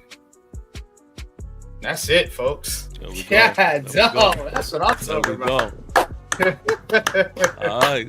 Appreciate you, Proving Ground. Hit that like and subscribe button for us right here on the Aboriginal Sports Network. You too, Mr. Clinton Jones. Hey, real quick. Let me just say this, man. Hey, shout out to my twin brother, Proving Grounds, that is in the chat. Oh, okay. Yeah, man, that's my twin brose right there. Dude, man. Yeah, he is a Carolina Panthers, content creator, man, doing great things over there. I work with him as well. Let me go sub to him, man. Yeah, man. Yeah. Proving Grounds. Shout out to him. Let me see. Let me go sub to you right now, Birdie. Yeah, man. But dang, look at this draft. All right. My God. This is fire right here. This was dope, man. This was dope. This is one of the most fun mock drafts I did all off season, right? Shedeur Sanders, Kenneth Grant, Cam Scatbo, Luke Condra, Savion Williams, Malachi Moore, Johnny Cornelius, and Ty Robinson. That is dope. Yeah. That is dope. You got picks for the now. You got picks for the future. Man, you got this. Man, let's start with Shedeur. Shedeur, we already know, quarterback of the future. Sit behind Jameis Winston. Sit behind Russell Wilson, and you bring him along next year. Let him learn this year. Bring him along next year to be your starting quarterback of the future. Kenneth Grant, immediate impact today, right now. He coming in, put him in next to Dexter Lawrence.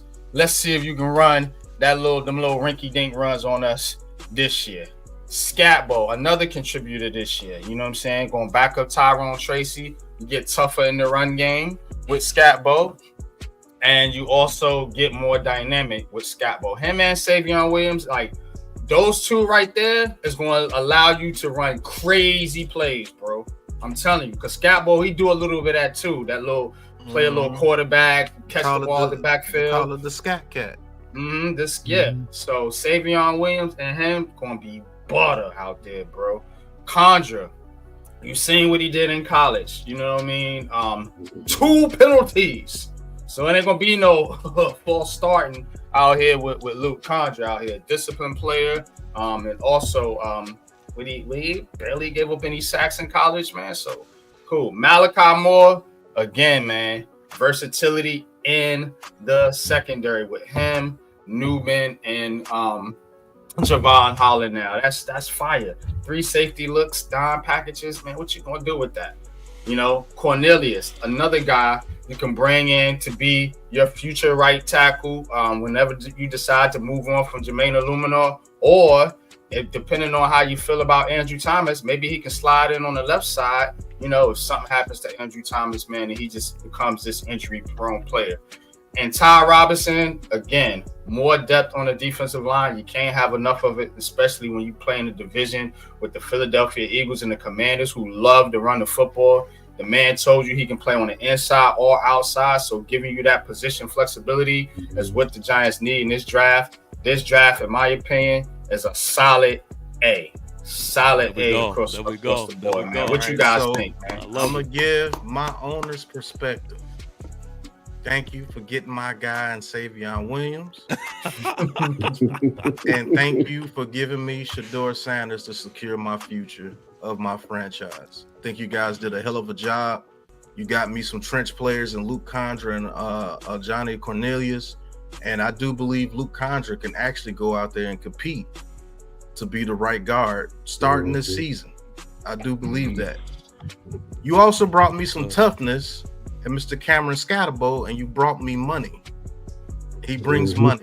Let's just keep it a buck. You got me Kenneth Grant to go out there with Dexter Lawrence. I'm happy about that. The Malachi Moore pick was a value pick, and if we want to run that 3 safety look, Malachi Moore can blitz and cover. You got me Ty Robinson that can replace a Nacho and Davidson and Riley. He's a guy that's developmental. You can back up, and he can learn from Chauncey Golston. That's a fact. He can learn from Chauncey Golston, and you can have them 3 out there.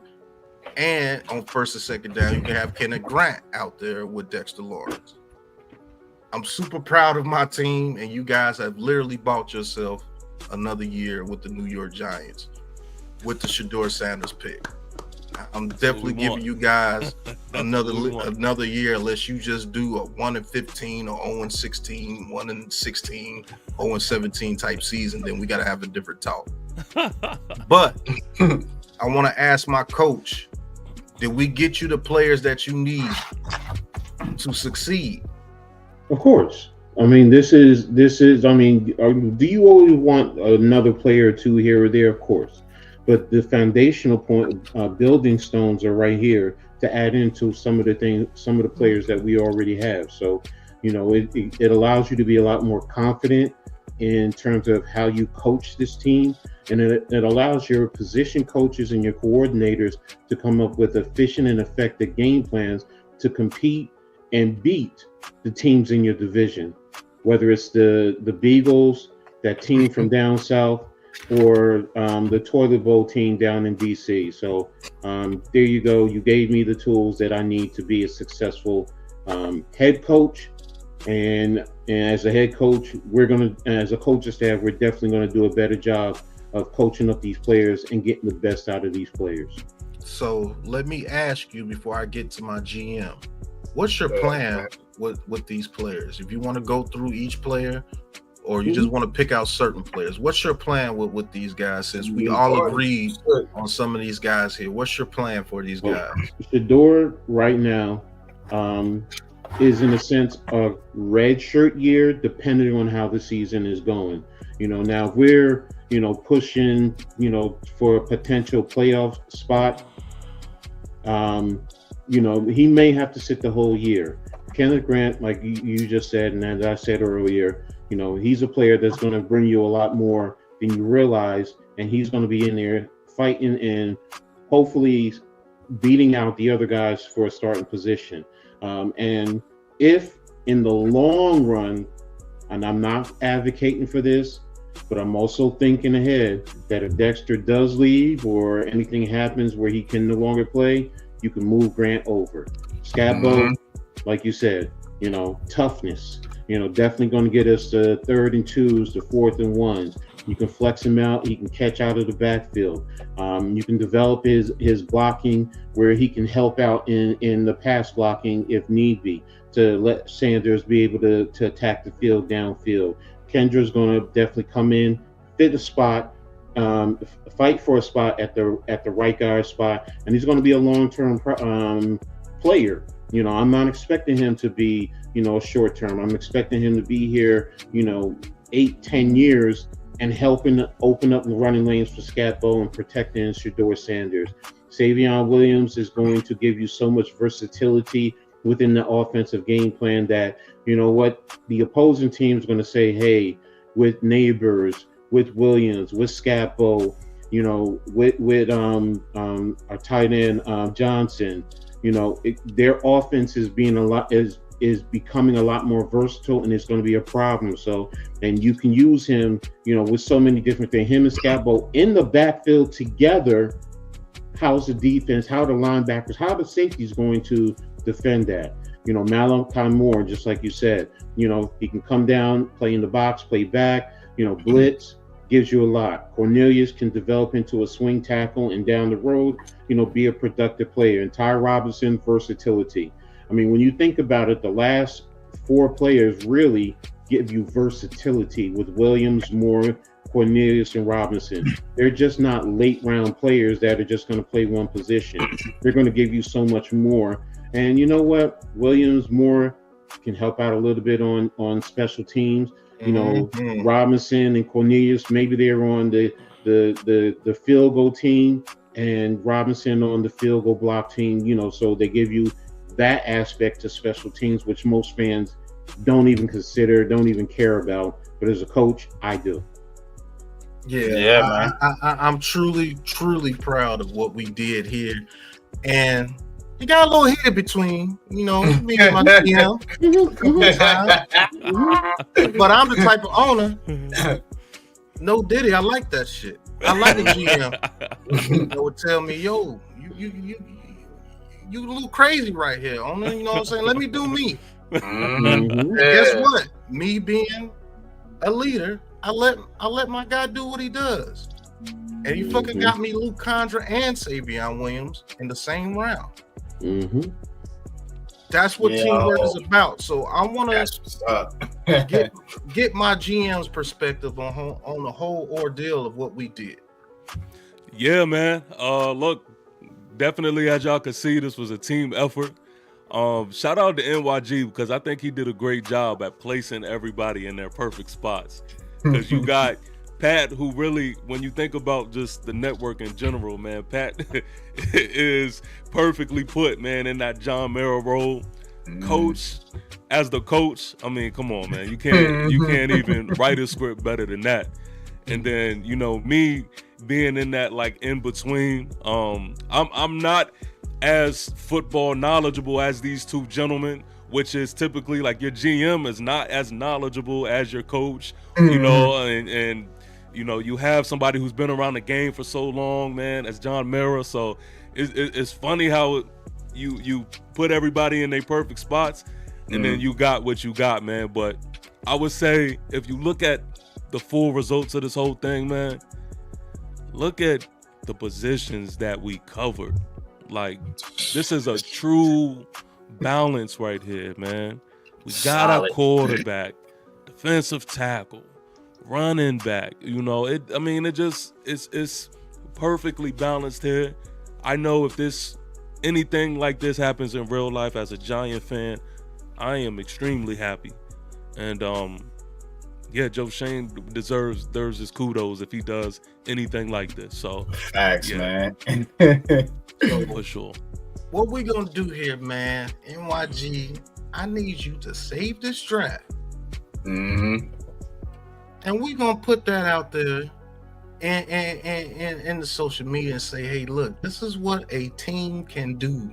And this is what the Aboriginal Sports Network did over here. We think differently, we talk differently, we act differently because we're just different. We do things a different way over here. We're a network. And this exercise was dope. Like, this was dope. This was. And I took this seriously. Yeah, whether y'all believe it or not, I took this very seriously. Guess what? The fan part of it was serious too, because NYG was shouting out things, you know, you gotta get Elijah Arroyo, you gotta do this, you know, you need to be doing this and this and this and this and this. And you see the type of owner I am. No disrespect to NYG, I don't give a shit what the fans talking about. You can talk all that noise all day. That's what I wanted to hear. That's why I put you in that role. I now want you to give in to the pressure. You know what I'm saying? And then the minds that we had was, hey, we were talking about we could get 2 players. And then you know what? Fuck it. Let's see if the Bengals will give us something for that third pick right in between and get all 3 of them. And let's get the hell out of here. Yeah. Those 7th-round picks don't mean a damn thing. Doing shit with them. Picks don't do. Shout out to y'all in the chat, man, because y'all definitely was rocking. Definitely, man. Yeah. Alexander Gilead, man, salute. B+, I'll take that. Salute. Yeah. I'll take a B+ because you don't know what these players. Salute. Yeah, you don't know what these players are turning out to be. But as far as just looking at this sheet, I got my quarterback of the future. I got my defensive tackle that could play along Dexter Lawrence and come in and play the Dexter Lawrence role if he decides to leave. I got Cam Scatterbo. I got my toughness to get those tough yards, and he brings me money because he's going to be a media darling when he comes over here to New York. It's just what it is. I got me a tough run-blocking offensive guard. He brings toughness to our offensive line so Cam Scatterbo can get those tough yards. I got Savion Williams that just matches this division's energy. We can literally put him out there and test people's gangster in this division. You want to tackle this dude? Let's see if you want to tackle today. Get on the ball in open space. I got Malachi Moore. So when we want to run that 3 safety look, Malachi Moore is there. And if Nubin or Javon Holland gets hurt, I am very confident that dude could come in and play some good football for us. And he will be a demon on special teams because he's going to want to get on the field. Comes from fucking Alabama. He's going to want to get on the field here sooner or later. Yep. You got Cornelius, who I think is very versatile, and he can play both tackle spots, and he gets to sit and learn. Then you got Ty Robinson, DJ Davidson, Riley, Nacho, all those dudes. He's better than all those dudes. And guess what? Here on the Aboriginal Sports Network, we talked to him personally. We got to see him up close. That's hard. That's tough. I'm telling you, man, this is what real teams should be doing. I don't think this happens in our war room. I just don't think it happens. Nah. This is what real war rooms will do. You're gonna have spats. You're gonna have disagreements. As an owner, you're gonna have to sit back, shut the fuck up sometimes, and let your dudes do their work. Yeah, and the fans don't always get their way. And the coach don't always get his way. You know what I mean? The fans, in my opinion, should never get their way because you're fans. Yep. You're gonna like the product as long as we're winning. No matter who the players are out there, they're gonna become your favorite players as long as we start winning. But that's the key, winning. So the fans are important because if you making decisions not based on you winning games, then your fans are not going to support the team, and then that's a fact. You start losing ticket sales and you start losing fan interest, man. Especially with this Giants. One quick point I want to make: everybody can talk about Shedeur Sanders all they want to, and how bad he is on the football field or how good he is on the football field, man. But children, young, impressionable children, follow guys like Shedeur Sanders. When you have a team and you have fans, you want to keep the interest in your team with the younger fans, because guess what? Those are fans you're going to have for the next 20, 30, 40, 50, 60 years. These old guys, they're going to be, me included, I'm putting myself in the old guy category. We're going to fade off here pretty soon, man. And these are the ones that's going to be bringing in the next, ushering the next Giants football and supporting the next Giants football for years and years to come. So you have to keep that in mind as an owner. You can't keep being stubborn and giving in to the fans of yesterday. You know, you got to give something for these younger fans to come in here and root for, because that is the interest, and those are the ones that are going to be giving you money for the next 40, 50, 60 years. I'm going to say this as an owner. This is my perspective of being an owner when it comes to the fans. If I listen to you, you're going to hate me. Because if I continue to pick all the people that you're talking about picking, because you're listening to what media people are talking about, you're not in the building. You're not feeling the energy of these players. If I listen to you, you're going to hate me because I'm going to put out a product that you wanted. And guess what? You're not going to have any accountability about it. You're going to say that I'm the one that's trash, even though I gave you everything that you wanted. You're not listening to your fans, though. You're listening to your pockets. And that's where you have to come from a business standpoint. It's not about the voice of the fans, because to be honest with you, if you give the fans what you want, what they want in this situation, you won't have Shedeur Sanders. You'll have Travis Hunter or Abdul Carter. But you got to listen to your pockets and what's good for the brand of the team. And that's where, you know, fan and owner interest can kind of get intertwined a little bit, because if you listening to the fans, then you're right, you're gonna fail. But if you listen to the money and the trends and you follow the dollars and where that's going in the future, then you'll make the right decision for your business, you know, emotion aside, because I know that's what's going on. It's a lot of emotion. My dad was the owner of the Giants, and we have to keep the tradition going, and we have to do. That's emotion. Like any given Sunday, right? Yeah. Listen to the business. But as an owner, you listen to your team. You listen to the energy that's in the building. You listen to your coach, and you listen to what they have planned. And you being the owner, you have to decide, does that plan really work with what I'm dealing with over here in this division? That's why, as an owner, hiring my head coach will be one of the most important things ever. I have to feel my coach's energy. I have to know that this man knows what is going on over here. I don't give a damn about a name or anything. Do you know what's going on over here? Because I do. And I'm sitting here going to tell you what's going on over here. Do you have a plan to get us back on top? Off that.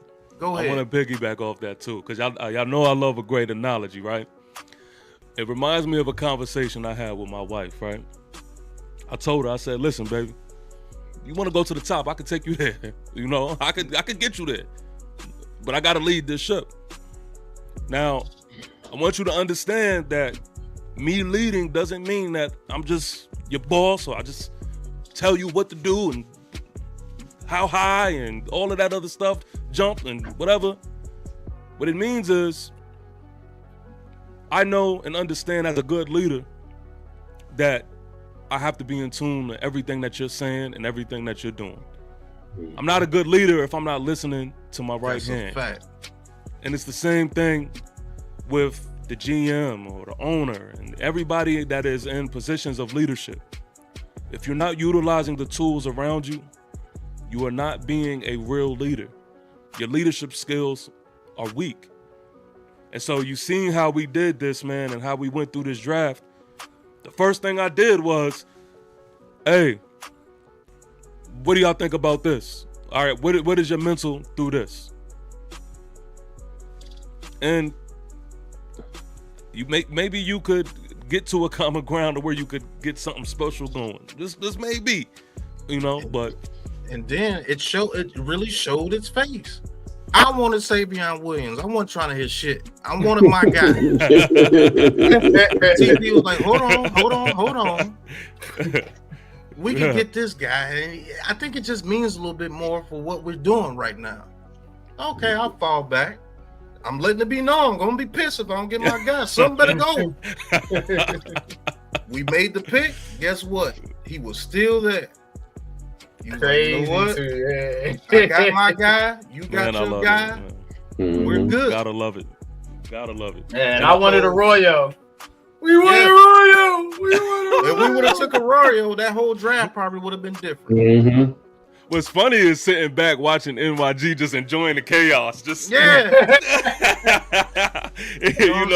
then throwing the jab here and there. Like, this was dope, man. This was dope. Leadership starts with listening, bro. You gotta listen to your Shout people. out to the Juke, man. Appreciate you tapping in. Man. I appreciate all y'all tapping in, man. I see everybody in the chat. Chat is lit, man. I definitely appreciate this. What type of leader are you if you can't listen to your people? What are they here for? Just go out there and do it yourself, man. Yep. Don't bring no people around you if you ain't gonna listen to them and listen to their ideas, because guess what? Jerry Jones. Just like the Giants. Yeah, Jerry Jones. Jerry Jones know how to pick some dogs. He know how to put some talent together, but it's just something missing. And guess what? Click. It's because he always undermines his head coach. So those players know they could go and cry to Jerry Jones, and Jerry Jones, Big Daddy Warbucks, is gonna make sure they're okay. Yep. If he would have kept Jimmy Johnson there, them boys would have won 5 Super Bowls in the 90s. I know they would have. With that team, they would have won 5 Super Bowls easily. Because Jimmy Johnson was that dude. He was the Tom Coughlin before Tom Coughlin. He did it with the Miami Hurricanes before he went there. And when you kept undermining him, Jimmy Johnson said, you know what? I'm a grown-ass man. You want to keep doing this? As much as we won, I'll go. You go get Barry Switzer and win with that talent we got there for maybe 1 year. And then after that, they just fell. Ain't won shit since then. 30 years. You see what I'm saying? I love it. I love that. You can be dope by yourself. He's got some dope talent in Dallas. Don't get it twisted. They're always going to make money. But they're never going to win shit, because you want to know why? I could go to Daddy Warbucks and cry anytime I feel like it. That's why they're weak when it comes to playoff games. Anything goes wrong, they just start crying. The only one that's really want to do something on that team is Dak Prescott when it comes to the playoffs. And that's just a fact. All those other guys, they fall to the wayside. Once the bad thing happen, and then it's just a ride. And then they try at the end of the game and wind up losing. I don't want a team like that. I don't want to be an owner like that. I want to sit there in the press box and enjoy my team whooping ass. Don't come to me with no questions or anything. I'll do my owners meeting. I'll do my one owner little camera thing. Other than that, this is what you're going to see from the owner. What you talking to me for? I got my soldiers out there. They doing their damn job. Talk to him.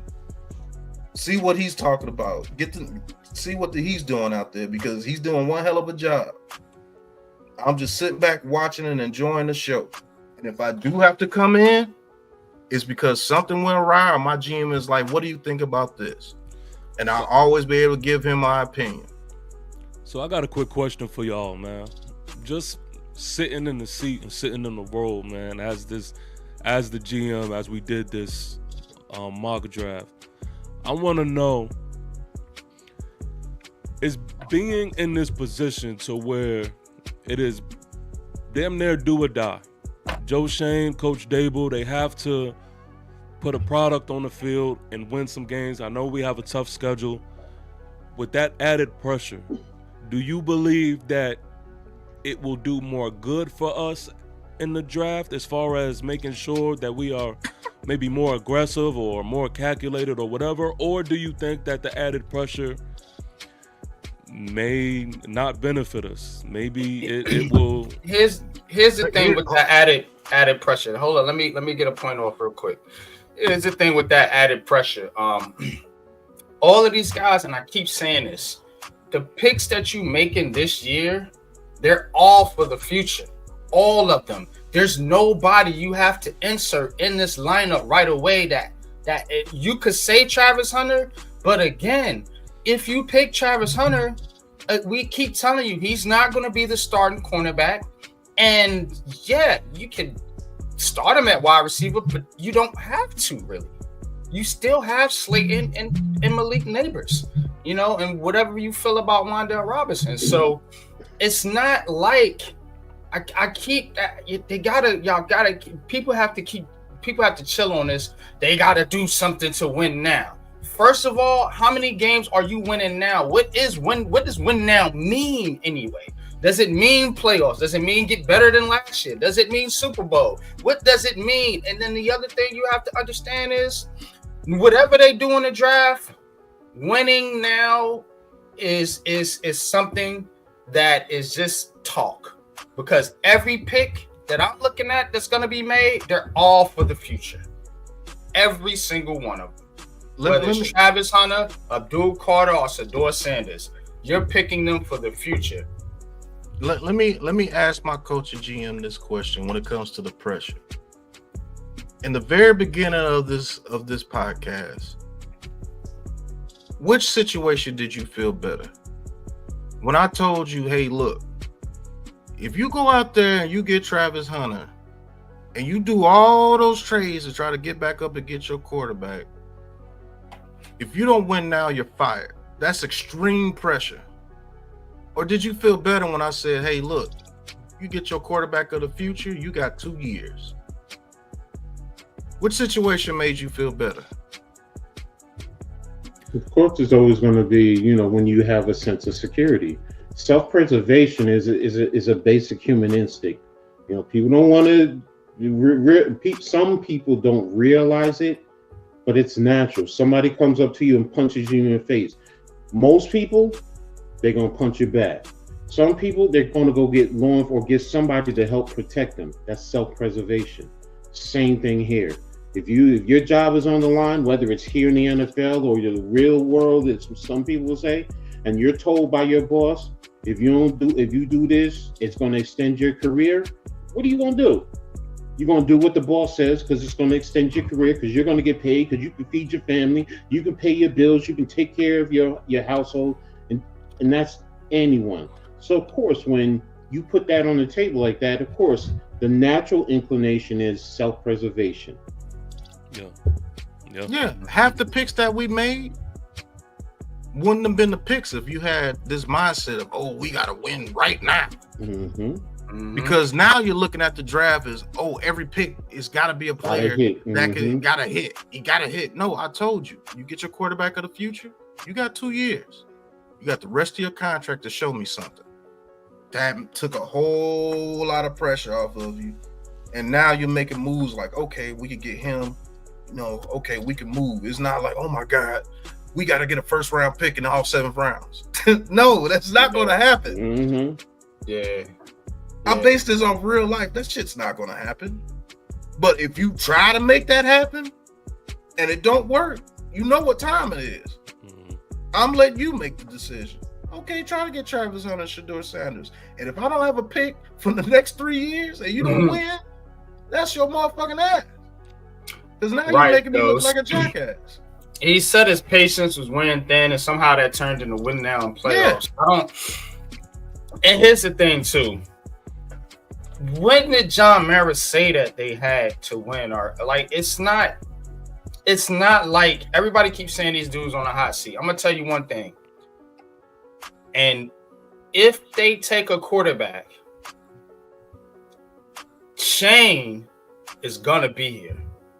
I don't give a damn how mad y'all get. That's a fact. These dudes are not a package deal. John Mara will allow Joe Shane to fire Brian Daboll and extend his career with the New York Giants. That's going to be the first move. They're not going to do this double firing shit that they did with Jerry Reese and Ben McAdoo. They're not. John Mara doesn't want to do that. He wants to keep some sort of stability within his organization. So if shit goes off the rails, Brian Daboll's going to be the first one to fall. That's why all this secret stuff, they can still keep that behind closed doors, because the first one that's going to go is going to be Brian Daboll. You know, handshake agreement. Yeah, just we'll take care of you. Cool. Move on. You know what I'm saying? Bring in the next guy. That's why I keep telling y'all, all this win now, you got to do. That's why the man is telling you, look, I don't feel no pressure to get a quarterback. In the back of his mind, though, he does have pressure to get a quarterback, because that's going to preserve his job. Because if he doesn't get one, like Pat said in this situation, you have nothing to sell your owner. What did you do with what I gave you? You didn't get me a quarterback. I have no quarterback of the future. These guys are about ready to move on and retire, you know, and they about at the end of their careers. I have nothing to go on. And, you know, I got to fire my head coach and reset this thing again. And you got to think, when you do fire Brian Daboll, that next coach that's coming in, how you think Chicago, everybody, Chris, and this is my thing about Chris Canty and these ESPN people. You keep talking all this shit about the Chicago Bears and see what happened with the Chicago Bears and da-da-da-da-da. But how did they get Ben Johnson, who everybody loves? Because they had Caleb Williams. If they didn't have Caleb Williams and they would have never drafted Caleb Williams, he's not going to Chicago. Get the fuck out of here. That's you see what I'm saying? So it's not all that everybody thinks it is. You got to understand the situation is different everywhere you go. With the New York Giants, if they draft Shedeur Sanders, guess what? If you have to fire Brian Daboll, the next coach sees Shedeur Sanders and Malik Neighbors, and that's an attractive situation for him to come into and build with. Absolutely. But if you don't have nobody here, who the fuck wants to come here with Russell Wilson or Jameis Winston and nothing else? You have nothing to build on. You can say, oh, yeah, all right. Well, just draft a quarterback next year. With what assets? If you don't know, but see, and that's what I keep saying. Everybody keeps shooting down this trade down idea. But if you don't trade down, how are you getting the next quarterback that you don't want to take this year? The only way you're going to be able to do that is to trade down and collect more picks in order to trade up next year. If you don't have the picks to do it. You're going to have to sell futures and futures and futures and futures, 4-5 picks for the next few drafts in order to get a big enough trade to move up that far. I'm telling y'all don't understand strategy. Strategy is a part of this. Business is a part of this. That's the angle I come from. You can talk about the arm strength bullshit all you want to. That shit ain't selling tickets, dog. Talk to me. You got to understand how much and how important it is to collect picks if you don't want a quarterback. Again, I'm fair. I'm rational as hell. I understand. If you want to pass on a QB, go ahead. But you got to understand, how are you going to get one in the future if you just sit and pick Abdul Carter or Travis Hunter? You ain't got no assets, and you have nobody to trade. Everybody keeps saying trade Kayvon Thibodeau. What are he gonna get you? He ain't getting you no first round pick. Nah, probably not a second round pick. Maybe a third. What are we talking here? Again, so you gotta understand, you can't just make a trade like it's John Madden football. You know what I'm saying? It don't work that way. So, and the only way you can get a first round pick next year is to move out of 3. That's the only way you're going to get a first round pick in order to move up next year. And if y'all don't want to do that, then you stick and you take the quarterback this year and you get the hell out of there, like Pat says. Go ahead. Y'all got it, man. Pat, you was about to say something, Pat? I'm just saying, and then who you gonna trade up for next year? Who you gonna trade? Nussmeier? Drew Aller? Carson Beck? A whole nother story, bro. Yeah. Who's coming up next year? even Nico Collins, even Nico, I'm a leave dude. He couldn't even get $4 million like Carson Beck. They was like, I'm drafting 8th in Kaliakmanis next year. The best quarterback I see coming out so far next year may be Sam Levitt from Arizona State. See, this is why you don't listen to fans. These fans, you get a quarterback next year, and they can't tell you who's coming out next year. They can't tell you what he does. How they gonna get one? They don't have no plan. No plan. The plan is. But if you have Shedeur Sanders there, even if you fire the GM and head coach, the next GM and head coach could come over here and say, "I got Malik Neighbors and Shedeur Sanders over here." Look, if they want Arch, and I'm gonna tell you this is how deep it is. If you really want Arch Manning, guess what? You gotta wait. 2 years. And so you're gonna have to be bad not only next year, but the year after that. Because you gotta be in position to get Arch Manning. Because if you think he's like that, you gotta be bad enough to be number one. And again, the team that has the number one pick, everybody keeps saying trade up. You just go up and get your quarterback. No. Because if I have the number one pick and I need a quarterback, what the fuck I'm giving it to you for? I'm my guy. See you out of my face. Trade you nothing. Because you want Arch Manning, I'm not going to take him. I don't care what you want. I'm taking him. Right. I need a quarterback. Like, y'all think teams just do whatever the Giants want them to do? No, they don't give a damn about the Giants. They're going to trade us the number one pick because we want Arch Manning. Because you want Arch Manning. I don't care what you want. That's what they're going to do. But, fellas, this was dope, man. We're going to wrap it up, man. I appreciate you, man, for tapping in today, man. This is 2 hours and some Sunday. Change. So again, man, I appreciate y'all. I don't, I'm not a holiday person, man, but I always respect and everyone's beliefs and everything like that. So I want you all, everybody out there, to enjoy your Easter Sunday, enjoy your day, man. I was talking to it, man, with the barbers the other day, man. I know you guys remember this. You guys are, everybody's around the same age here on the panel, or close to it. But you always got fresh for Easter. Easter was the day you got your outfit, man. You got your haircut. You got your nice little fresh clothes and everything like that. So Easter was always one of those holidays that, as a kid we would look forward to. Just because you would get a new outfit, you get some candy, you know what I'm saying? You get to look fresh for pictures and everything like that, man. So that was one of those days that it was get fresh day, I like to call it, man. But Easter, we'll get Easter clothes. When we gonna get our Easter clothes? We want our Easter clothes, because I don't know everybody's situation, but I didn't grow up with a lot of money, so I didn't have this big wardrobe of clothes or whatever. So I got two times a year to get fresh. One was on Easter, and one was the first day of school. So that's what I got my school when I got all my clothes. For the most part, man. But like I said, appreciate each and every one of y'all for tapping in, man. You guys go ahead and get your last words, man. And we're going to get out of here, man. For real, man. This was dope. Yeah, man. I'll kick it off, man. Mm-hmm. Again, man, for those who don't know me, man, this your guy who was never lying, sometimes defiant, TP Way the Giant, man. Look, I definitely had a good time. This is definitely one of the most fun I've had in mock drafts, man, this offseason, man. So, look, shout out to y'all. The chat was definitely in here vibing. I appreciate y'all. These two things, man. Make sure that you subscribe to the Aboriginal Sports Network, man. That is where you see all of us, man, do our thing and do more of these collabs.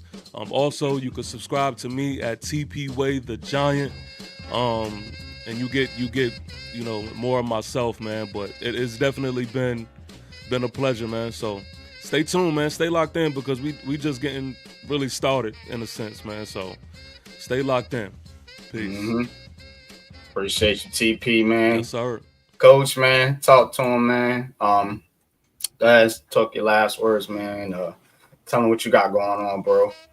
It's just an honor being here with you guys, interacting, talking draft strategies, going over players. So, I appreciate it. Just going to be here. Coach Ed Gladney's Amazing World of Sports. That's Ed with 2 Ds. I'm going to be here, throughout on the Aboriginal, also writing articles. So, to those of you who, hit me up, telling me good article, I appreciate it. I also look for critique. I'm not afraid of critique. I relish in it because it only helps to make me better. So be critical, tell me what you thought, on anything, whether I write anything, any videos that I do, whatever, any of my tapes, let me know. I'm open to criticism because that's what's made me be the man that I am, is good constructive criticism, and I look forward to be an even better person. So, but I'm here. Yeah, man. Appreciate you, Coach, man. Pat, man, my bro, man. Talk to him, man. Go ahead, man, and get us up out of here, bro. You can catch me on, Big Pat Sports Talk, New York Giants Full Access. We're going to continue doing the New York Giants videos on my personal channel. So if you want to check out some Giants content, go over there to my personal channel. Right here on the Aboriginal Sports Network is where you're going to find me the most. We're doing a whole bunch of things over here on the Aboriginal Sports Network. And I'm glad we're exercises like these as far as right here on the network to show you exactly what we do and what we're building over here. We all have roles. You know what I'm saying? Each one of us has our own role. Each one of us has our own talent. And bring this conglomerate of talent and roles, just hard work and perseverance over here on the Aboriginal Sports Network. We are building something special over here. And you guys just stay tuned, man. We got a lot of things coming for you in the future. And shout out to these brothers, man. Let me be an owner today. that was fun, man. I had a lot of fun doing it. Yeah, man, definitely, man. But yeah, man, me, Unpopular Opinion Sports, man. Thank you, man. I appreciate y'all for tapping in on this channel. Well, on my personal channel, Unpopular Opinion Sports, I am putting out unpopular opinions. Go check those out. I've been going to different locations, giving you some outside views, some outside videos, some inside videos, inside, outside. You know what I'm saying? That's how we do it. Trying to give you guys a different vibe on my personal page. And of course, I'm always right here with the Aboriginal Sports Network.